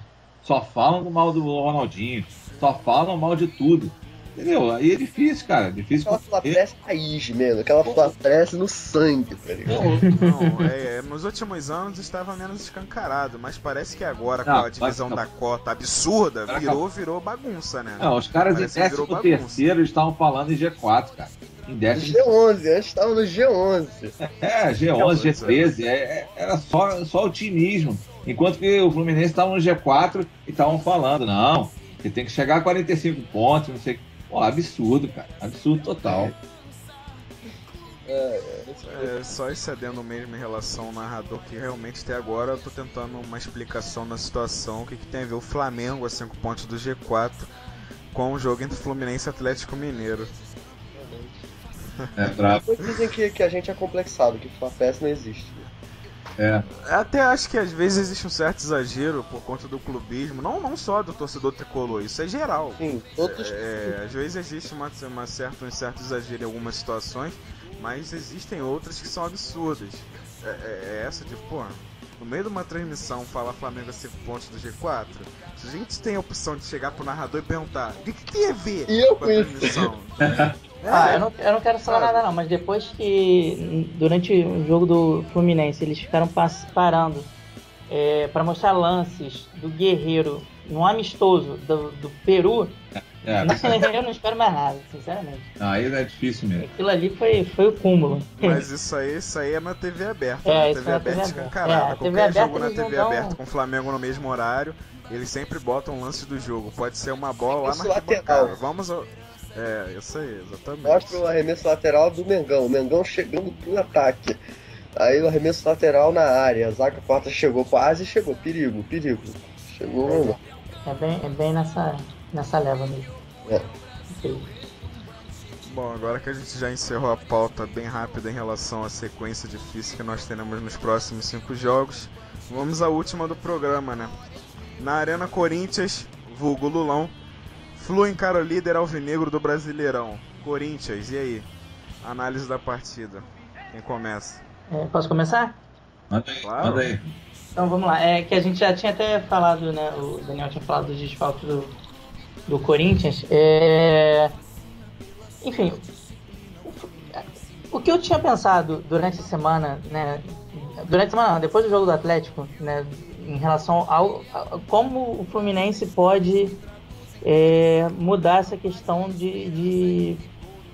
da mobilidade, enfim, de tentar retomar aquele nível que, principalmente da partida contra o Cruzeiro, né, que pra mim foi sair em êxtase daquele jogo.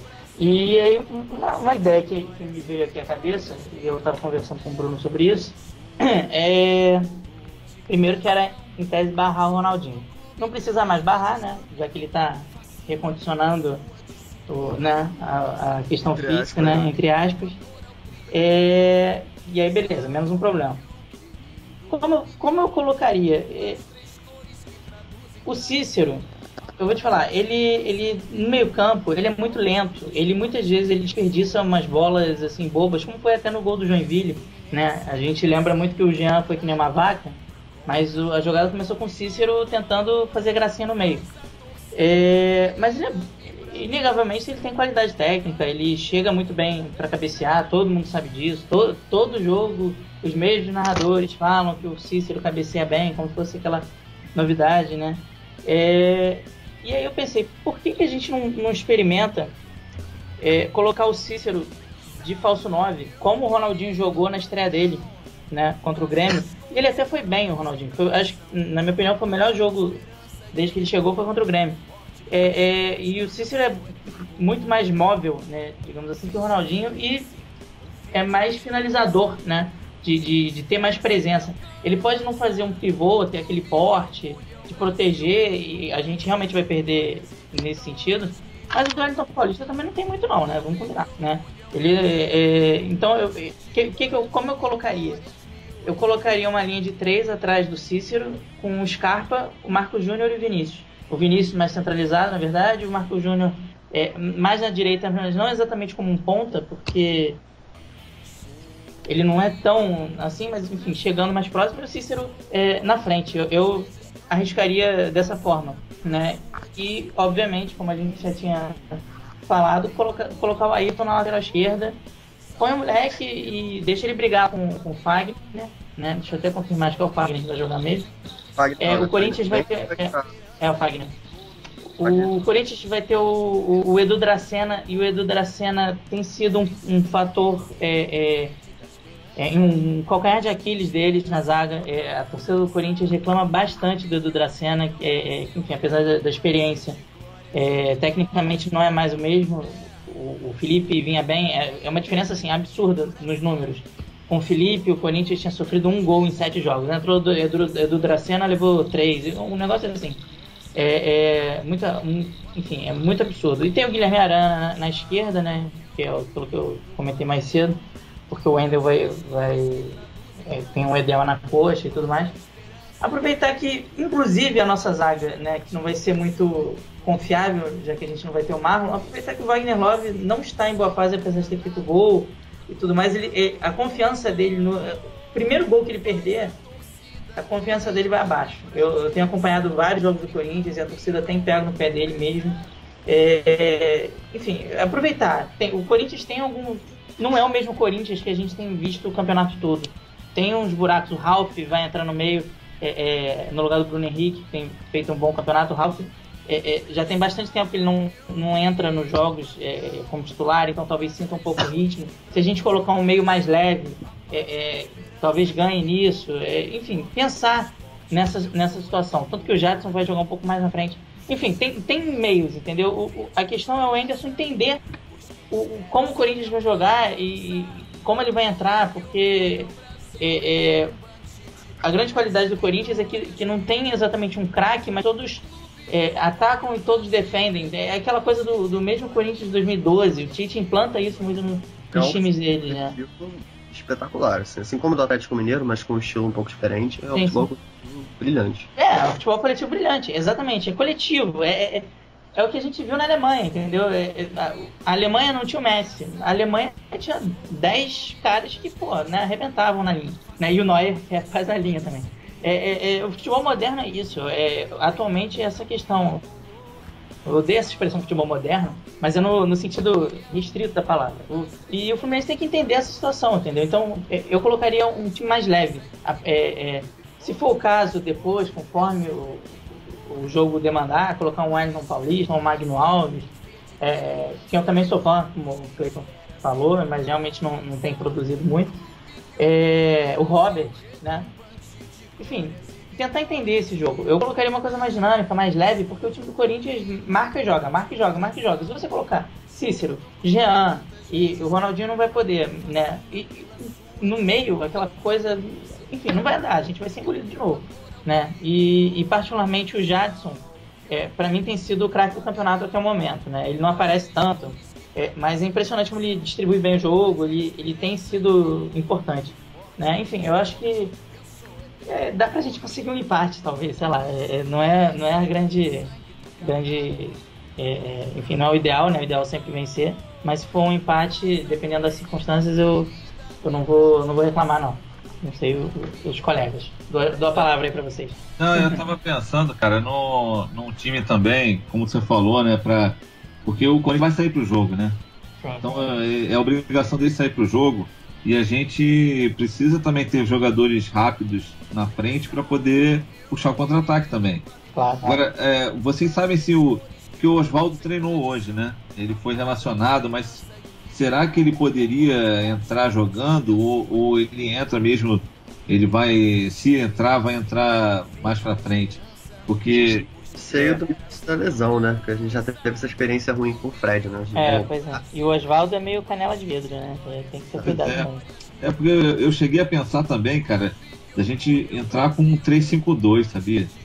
Porque o 3-5-2, se a gente entrar com os 3 zagueiros, né, que a gente tem aí agora sem o Marlon, Gum... Cabeça. Você gosta do 3-5-2, hein? Não, cara, mas sabia que eu fico pensando muito jogo a jogo?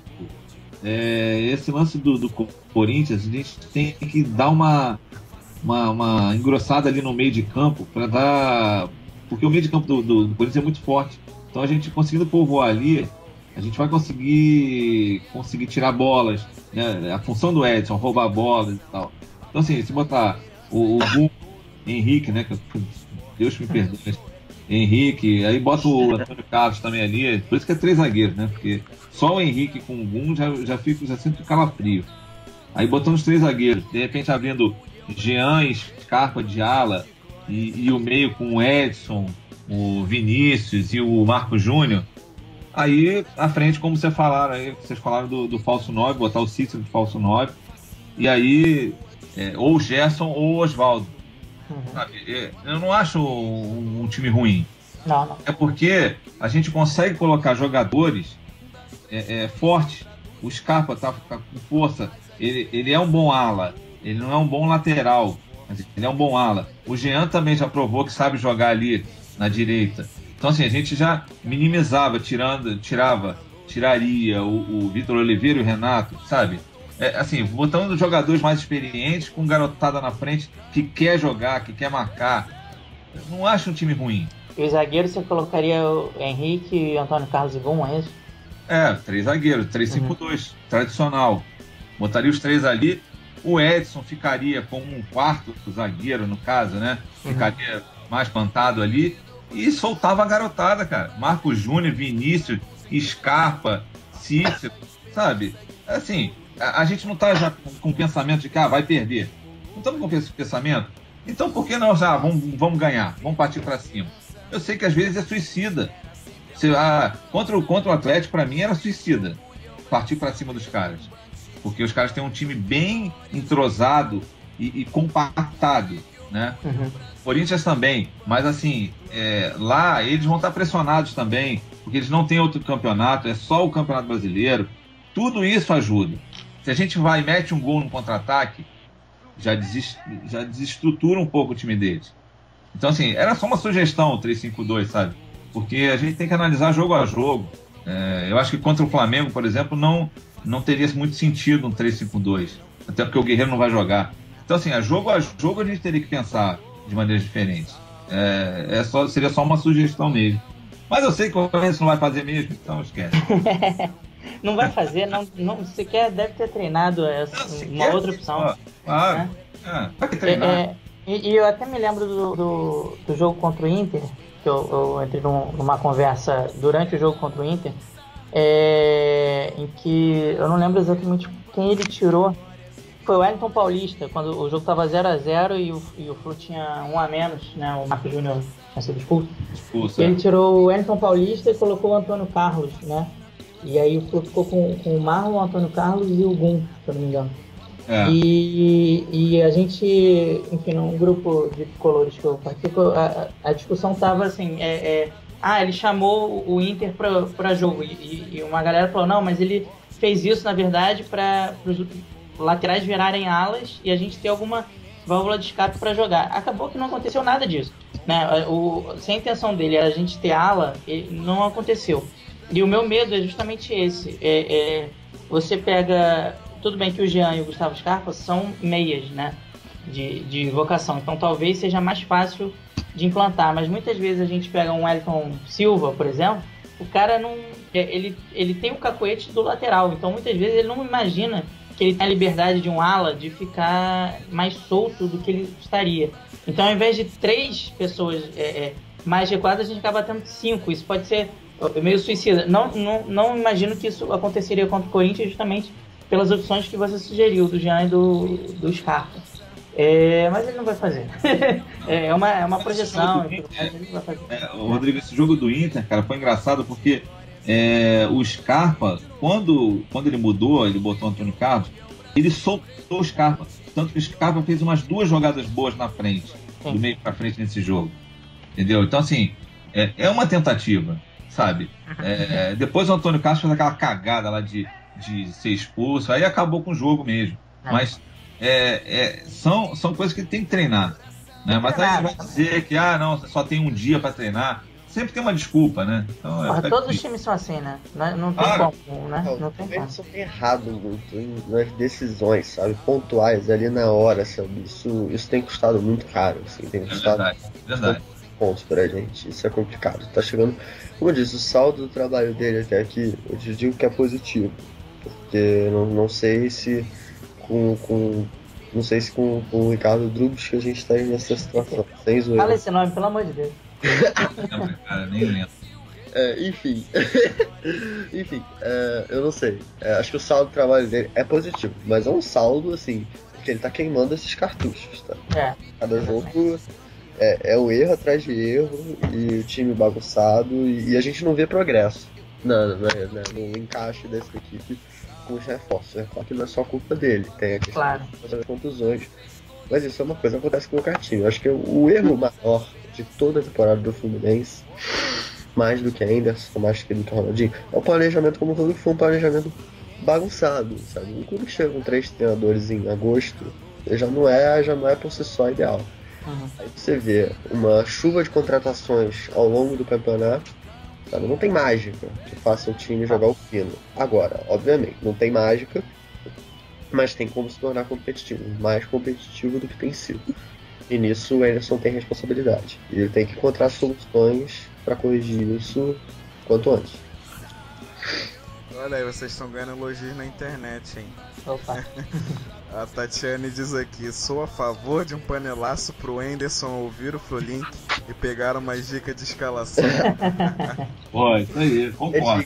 Beijo, Tatiana, obrigado pela sua audiência. E aqui o Marquinho diz, foi o que disse, ele não muda. Boa cabeça, mandava Jean Scarpa de alas, Edson e Cícero, Gerson, Vinícius Osvaldo e o Wellington Paulista. E o Bruno também diz aqui, nosso caro Bruno Leonardo. Acho sua escalação muito interessante, Rodrigo. Vale o teste com o Cícero de centroavante. Eu também gostei. Se não der certo, troca pelo Magnato. Eu gostei. Ainda mais com o Osvaldo ou o Marcos Júnior fazendo a função de lateral, de atacante de lado chegando pro Cícero de 9, entendeu? Eu acho que seria bom sim. E o Fluminense é um time que, mal ou bem, acabou se acostumando muito com essa coisa de jogar a bola na área, né? Pro Fred, é sempre o Fred e tudo mais. Sem o Fred, parece que o time fica carente disso e não tem ninguém para aproveitar, né? Porque teoricamente era para ser o Wellington Paulista. O Magno não é esse cara, né? Para ser o centroavantezão, ele não é. Ele mesmo já falou, enfim, não é a dele. Não tem força física. Não tem força física, não tem força. Ele já não tinha 15 anos atrás, né? Ele era muito, muito veloz, né? Mas e o Cícero eu vejo como uma alternativa viável, até pela partida que o Fluminense fez contra o Grêmio, que se não foi grande coisa, foi uma partida decente e deu. E o Grêmio é um time encaixado também, é um time coletivo, igualmente ao Corinthians, é um time que ganhou do Corinthians muito bem ganhado. Então, enfim, é só uma sugestão, Anderson, vamos ouvir a gente aqui. Tem o Michael também. O Michael tá relacionado. É verdade, tem o Michael, é verdade, bem lembrado. Ele é o novizão mesmo. Eu acho até o Michael mais parecido com o Fred do que o Wellington Paulista. Não, muito mais. Eu particularmente, e aí a gente vai na questão do planejamento que o Daniel comentou agora há pouco. Pra mim foi um erro, tudo bem, o Michael, a gente teve essa questão da suspensão dele, né? Mas, pra mim, eu particularmente, eu não liberaria o Samuel, eu não emprestaria o Samuel, entendeu? O Samuel foi um jogador que em 2012 fez um papel muito decente, muito aceitável, fez vários gols importantes como reserva. Exatamente, a gente ganhou um jogo contra o Sport em Volta Redonda com o gol dele. O gol dele, aquele total. Estava lesionado. E contra o Náutico também, enfim, vários gols dele, várias participações importantes dele. Que beleza, não é o craque de bola, todo mundo sabe disso, né? Mas é um reserva que, a meu ver, hoje em dia ele não é pior que o Wellington Paulista. Né? Eu acho que poderia, enfim, eu acho que faltou acreditar um pouco mais na garotada no início do ano. Eu acho, inclusive, que pro próximo ano eles têm visto com sucesso, principalmente do Scarpa e do Marco Júnior, e o Sub-20 que tem vindo muito bem, né? Do nosso querido colega Igor acompanha. Eu acho que eles vão acreditar um pouco mais na garotada para complementar o elenco, né? Enfim, já falei demais. Isso, não. Sobre o jogo, eu queria fazer só um adendo. Eu concordo com a escalação do Rodrigo, acho que seria uma ótima ideia, até porque maximizaria o nosso potencial de dinamismo, de velocidade, de intensidade, com 3 peças que se movimentam muito pelo meio, o Cícero mais à frente. Eu lembro de um jogo contra o Figueirense ano passado em Santa Catarina, que foi 1-1. Eu acho que o Cícero jogou nessa função, fez o nosso gol. Eu tenho quase certeza que o Cícero jogou nessa função naquele jogo. Foi exatamente. Foi um jogo que todo mundo se machucou, não tinha centroavante, Fred não tava por algum motivo, e aí o Cícero jogou ali. Então não é uma novidade por completo, já aconteceu. Eu gostaria disso ser testado em algum momento. Eu não vou defender uma escalação amanhã que nunca foi treinada. Então, assim, se isso tivesse sido treinado em alguma circunstância, eu acho, sim, espetacular. Eu acho que é uma coisa que pode dar certo.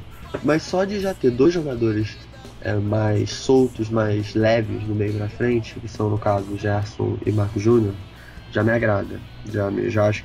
Com essa escalação, a gente faria um jogo muito mais digno diante do Atlético Mineiro. Com todos os pesares. Não sei se evitaria a derrota. O time do Atlético é excelente, mas eu acho que faríamos uma partida muito mais competitiva, muito mais igual.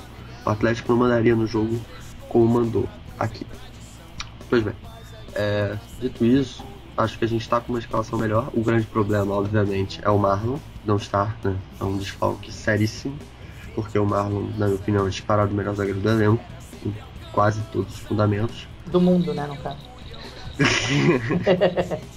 Pois é, não, acho que não é muita diferença. Acho que só a bola aérea tem zagueiro. O Gun e o... Talvez um Antônio Carlos seja melhor, não sei.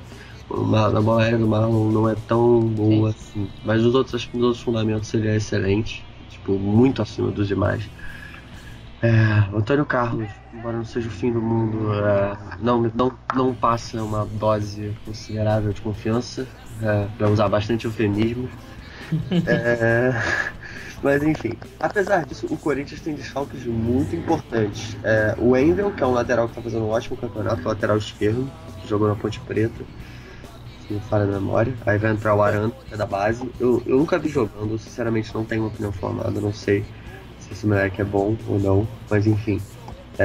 Não é o titular, né? O Wendel vem fazendo um bom campeonato, então acho que de alguma forma o time vai sentir. E no meio não tem o Elias, que é um jogador que é fundamental para qualquer time assim, que ele joga. É um jogador que faz praticamente um meio-campista que faz quase todas as funções muito bem, e o time sente muito quando o Corinthians não joga, quando o Corinthians sente muito quando o Elias não joga.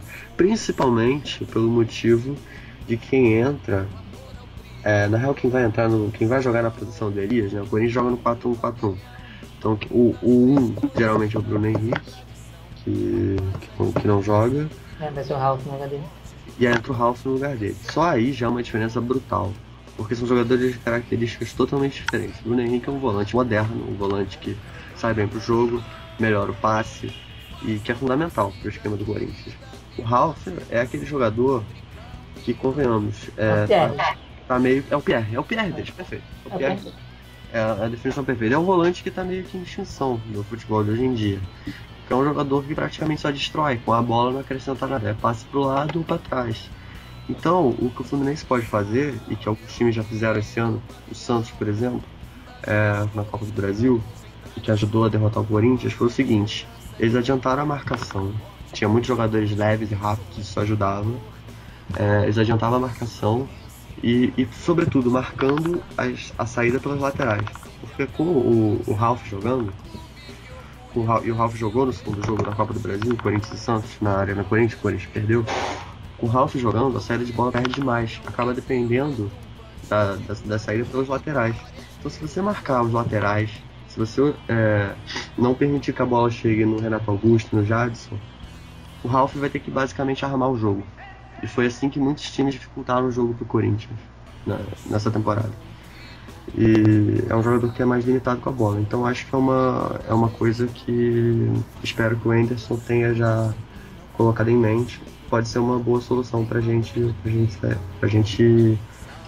equilibrar o jogo com eles. E tem outra situação interessante pra nós, que se a gente tem o desfalque do Marlon e entra o Antônio Carlos, como vocês já comentaram, entrou o Edu Dracena no Corinthians, que o Felipe tá suspenso. Mesmo o Felipe não sendo uma maravilha de zagueiro, é um jogador que vai fazer uma temporada bastante sólida. E o Edu Dracena é um jogador que ainda não teve uma sequência boa pelo Corinthians, não teve partidas boas. Inclusive eu tenho amigos corintianos que chamam ele de Desgracena, né? Pra você ver a situação. Entendeu? É um jogador que não passa confiança pra eles. É um zagueiro lento e tal, que já tá longe do seu ideal. Então eu acho que são desfalques muito importantes. Tanto o Wendel, quanto o Felipe, quanto o Elias. São desfalques fundamentais. Por isso que eu acho que o bicho não é tão feio assim. Ainda mais com... Dá pra gente beliscar uma vitória lá, né? Eu não acho que a gente vai vencer esse jogo. Mas eu confesso que assim, domingo eu já tava pensando que quanto ia ser. Mas quando eu fui ver com calma e comecei a pensar nesse jogo, eu vi que o bicho não era tão feio assim. Se no jogo passado, analisando taticamente a partida, já dava pra imaginar que seria muito difícil sair com a vitória contra o Atlético Mineiro, esse jogo tem um cenário que não é tão feio assim. E pros mais supersticiosos, tem o seguinte: hoje é aniversário do Corinthians, amanhã vai ter uma festa de alguma coisa, vai ter inauguração de camisa, acho que não, vai ter algumas coisas antes do jogo lá, não sei exatamente o que. Mas enfim, um ambiente um pouco festivo. Hoje é festa, amanhã a gente dá o presente. Pois é, tem gente que tem essa superstição, né? Principalmente com o Fluminense. Quando o Fluminense faz festa, perde. Então, sei lá, né? Vai que acontece o contrário, né? Por que não? Então por isso eu acho, o bicho não é tão feio assim. Eu vou assistir, não muito confiante, mas eu espero que o Anderson observe essas fragilidades que o Corinthians vai ter amanhã. Principalmente o Dracena e Ralf. Ralf na saída de bola. Até porque o Ralf na marcação, que ele já foi um leão, hoje em dia já não é mais a mesma coisa. Ele pode até ter uma ótima partida e quebrar minha cara amanhã, mas não é mais mesmo. Como é provável que aconteça, né? Quando envolve o Fluminense adora despertar esses defuntos do futebol. Imagina, ele faz um gol de fora Faz da um área. gol de bicicleta de fora da área.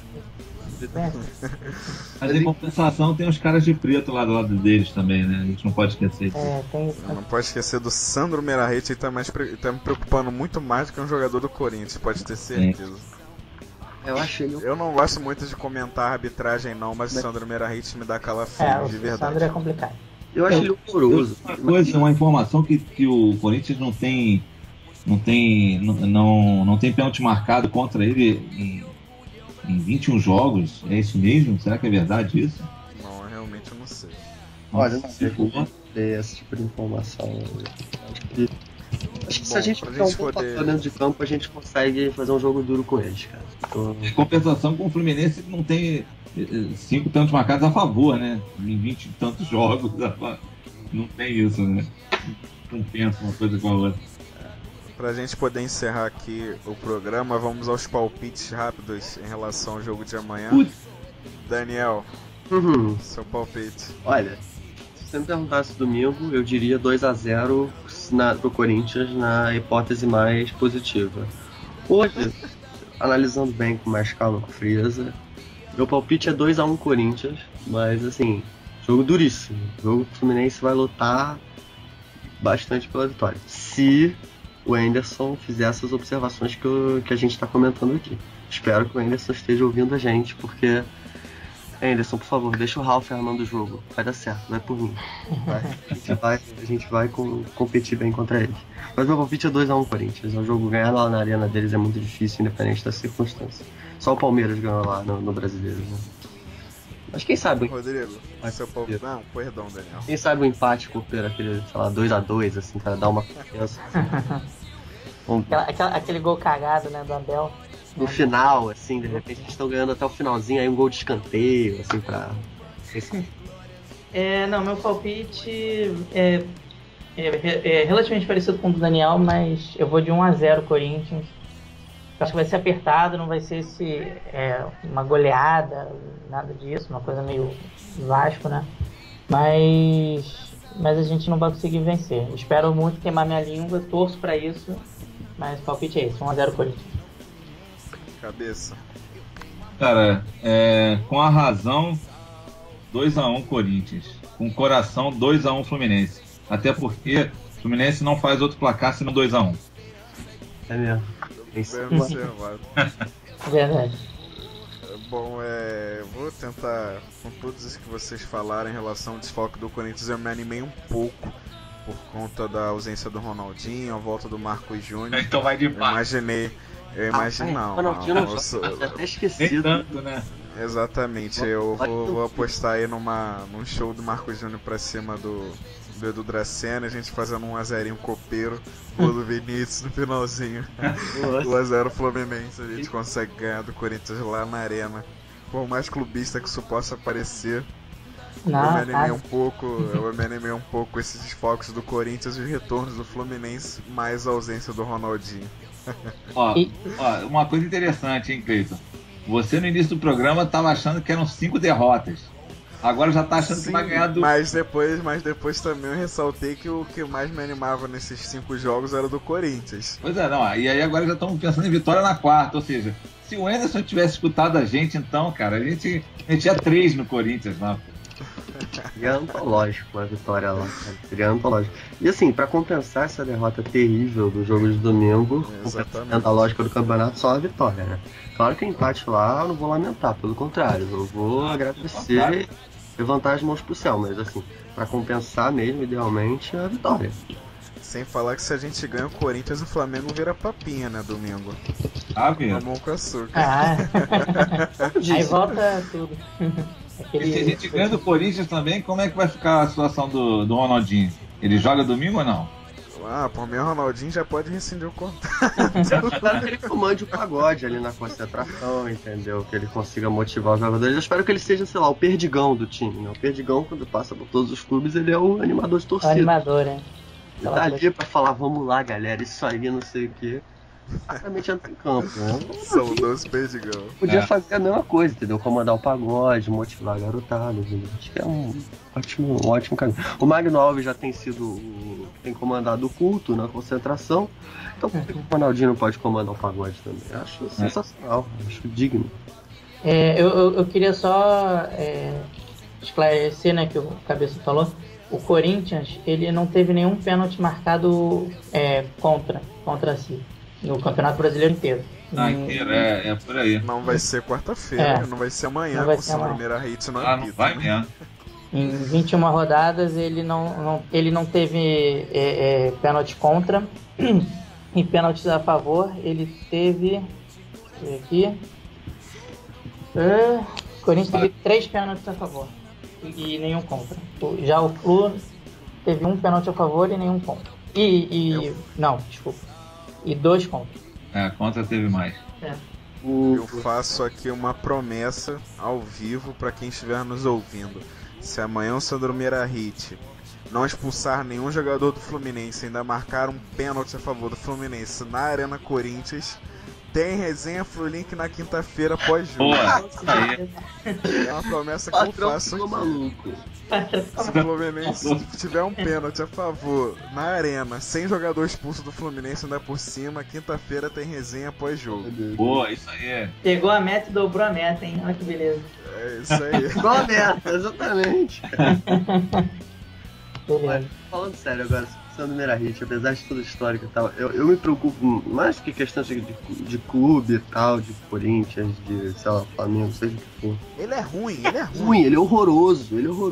O Fla-Flu, por exemplo, ele é péssimo. Uma horrorosa no primeiro turno. Ele deu um pênalti pra gente que eu achei bastante estranho, diga-se de passagem, que eu não marcaria no Vinícius, que deu uma certa polêmica na época. É questionável aquele pênalti. Ele Compensou expulsando o Giovani, né? expulsou o Giovani por um lance, assim, um erro assim, que ninguém comentou nada, porque a peça só comentou o pênalti, que foi duvidoso. No segundo tempo... Eu não lembro muito bem do lance, mas é que eu acho que nem falta foi, né? Cara, se foi uma falta de jogo, assim, ele nem amarelo tinha. Postou no cara só. Surreal. Na Libertadores mesmo, o jogo São Paulo e Corinthians, e olha que eu odeio o Emerson Sheik, tá?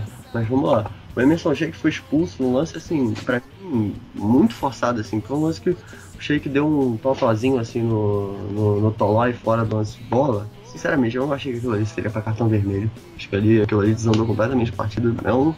É um juiz que... É um lance que pra mim amarelo bastaria. Quem viu o jogo talvez lembre do lance. Mas de qualquer forma é um juiz que gosta de aparecer, entendeu? Acho que o jogo com ele quase sempre tem uma polêmica. Ele é péssimo. Expulsou o Cavani na Copa América, né? Deu aquela polêmica toda também. Sim. Cavani que tinha acabado de perder o pai, se eu não me engano, a história eu não lembro bem. Aí foi pro jogo, foi expulso. Foi lá o Sandro Meirahit, deixa eu tomar conta da partida. Toma ali vermelho pro Cavani. Eu acho que mais do que para beneficiar o B, sei lá, eu deixo isso pra torcida do Atlético Mineiro, em sua maioria, que adora fazer esse tipo de comentário. Eu me preocupo mais com a ruindade. Sim, com certeza. Pra mim o Sandro Meirahit é o pior árbitro brasileiro e o cara consegue ir pra Copa do Mundo, né? Incrível. É incrível, né? Incompreensível, realmente. Mas enfim, Marcos Júnior no lugar de Ronaldinho, o desfalque do Corinthians é um preparativo interessante, já é um contexto legal pra gente entrar amanhã. Se a gente entrar com o meio, Marcos Júnior, Vinícius, Scarpa, aí vai ficar legal com o Cícero lá na frente, de falso 9, o time vai ficar legal, não vai? Ficar interessante, marcando ali as laterais, deixando o Ralf livre pra armar o jogo, cara, vai ser top. Bom, nós encerramos nossas pautas, vamos às considerações finais, começando com o nosso Eduardo Bruno, Cabeça Tricolor. Cara, eu queria agradecer muito aí a todo mundo que ficou ligado com a gente, né, debatendo, participando, né, efetivamente aí no Twitter, no Facebook, em todos os lugares. Pô, vocês são um show demais. E agradecer também Daniel, Rodrigo, você, Cleiton, aí, participações também, né, na nossa audiência qualificada aí, Brunão e tal. E fazer um convite aí para amanhã, todo mundo ligado lá na final sub-20, né, cara? A gente... Exatamente. Já tem surpresa no nosso perfil em relação a isso aí. Pois é. Já no Twitter do Flulink uma surpresa em relação à final do Sub-20. O Igor já lançou a coluna dele lá no Flulink, todo mundo entrando lá para ler. Para mim, cara, a cobertura do Flulink é a melhor de Xerém, de todos os sites que acompanham a base do Fluminense, do Flulink, disparado melhor.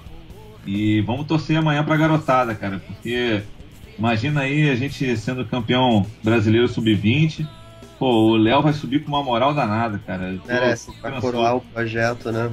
Exatamente, cara. O cara com um prêmio, ele deveria assumir a lateral esquerda do Fluminense. Então amanhã todo mundo ligado aí da tarde. Que prêmio ingrato, hein? O que é? Não entendi. Que prêmio ingrato esse? Prêmio ingrato. Não, mas ele vai entrar e vai dar conta, cara, tenho certeza. Tomara. E um abraço a todo mundo aí, obrigado aí. Nessa semana aí, né, Cleiton, a gente teve um acesso monstruoso no Flulink, pô. Vou falar sobre isso logo após o seu comentário. Legal, cara, legal. E obrigado a todo mundo aí que tá ligado com a gente. Agora, antes de passar a bola pro Rodrigo, eu descobri por esses dias, nós não somos um livro de cobertura da base. Agora nessa reta final muita gente decidiu cobrir. Faz parte, gente, né? Faz parte, a gente não vai rivalizar. Como eu sempre digo, o papel do Flulink é somar a mídia tricolor. É isso aí. Mas se nós não somos exclusivos, pelo menos os melhores, a cobertura mais completa, eu tenho certeza que é do Igor, que é da base, é do Flulink. Isso eu posso garantir para vocês. Melhor cobertura desde sempre. Ele que chegou em janeiro, vem cobrindo desde lá. E agora, sem torneio, depois do Brasileirão Sub-20 vai ter uma pausa em relação a torneios de base. Se eu não me engano, vai ter no máximo o torneio OPG. E a gente vai continuar cobrindo. Vai ter bastante novidade aí para você, torcedor tricolor.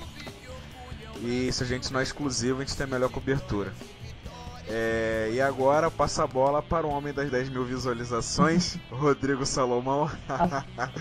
Era demais. Suas considerações finais. Que responsabilidade.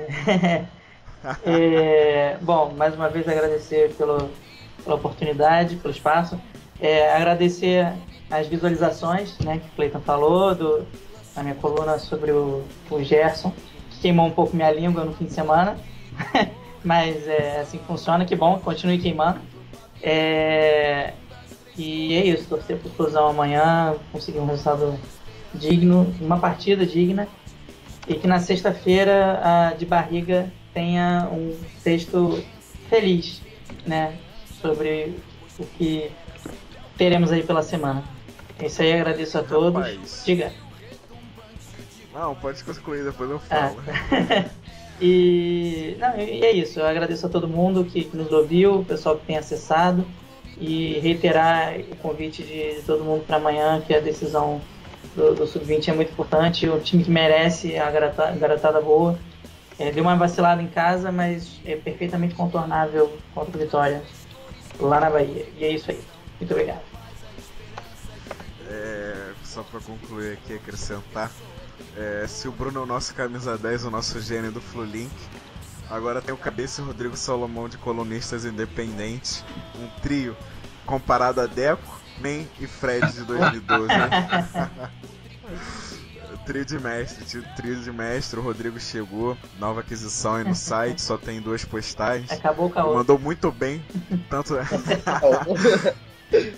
acabou o caô, o Salomão chegou. Com 2 postagens vem muito bem. A primeira sobre o Conco, olê, olê, olá, não mais, não mais. Essa vai ser inesquecível pra mim. E o e-mail onde o Peter passa o Gerson pra Roma, dizendo que, com uma brincadeira, eles queriam contratar o Gustavo Scarpa. Quem não leu ainda, tem oportunidade, mediaflulink.com.br, o texto do Rodrigo Salomão, de título Revelações. Enfim, considerações finais do Daniel.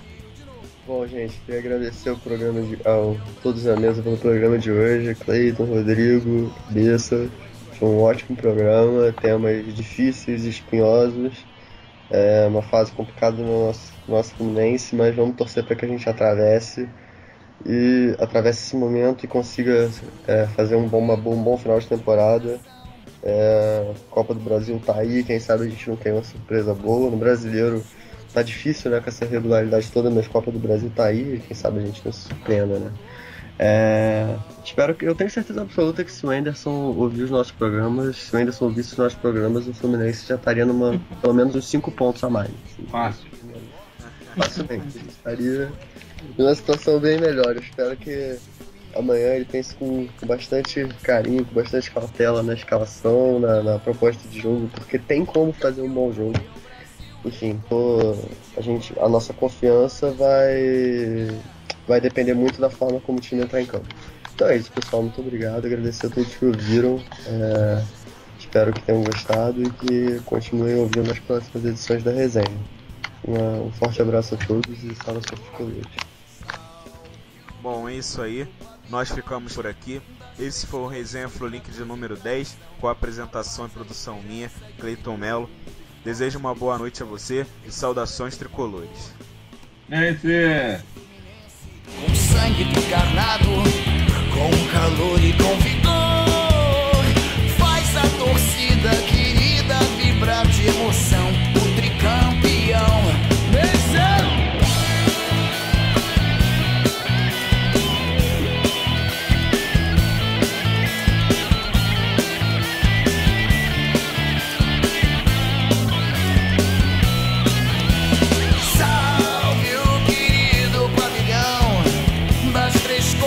Traduzem tradição, a paz, a esperança e o vigor unido e forte pelo esporte. Eu sou tricolor, vence o Fluminense, o verde da esperança, pois quem espera sempre alcança.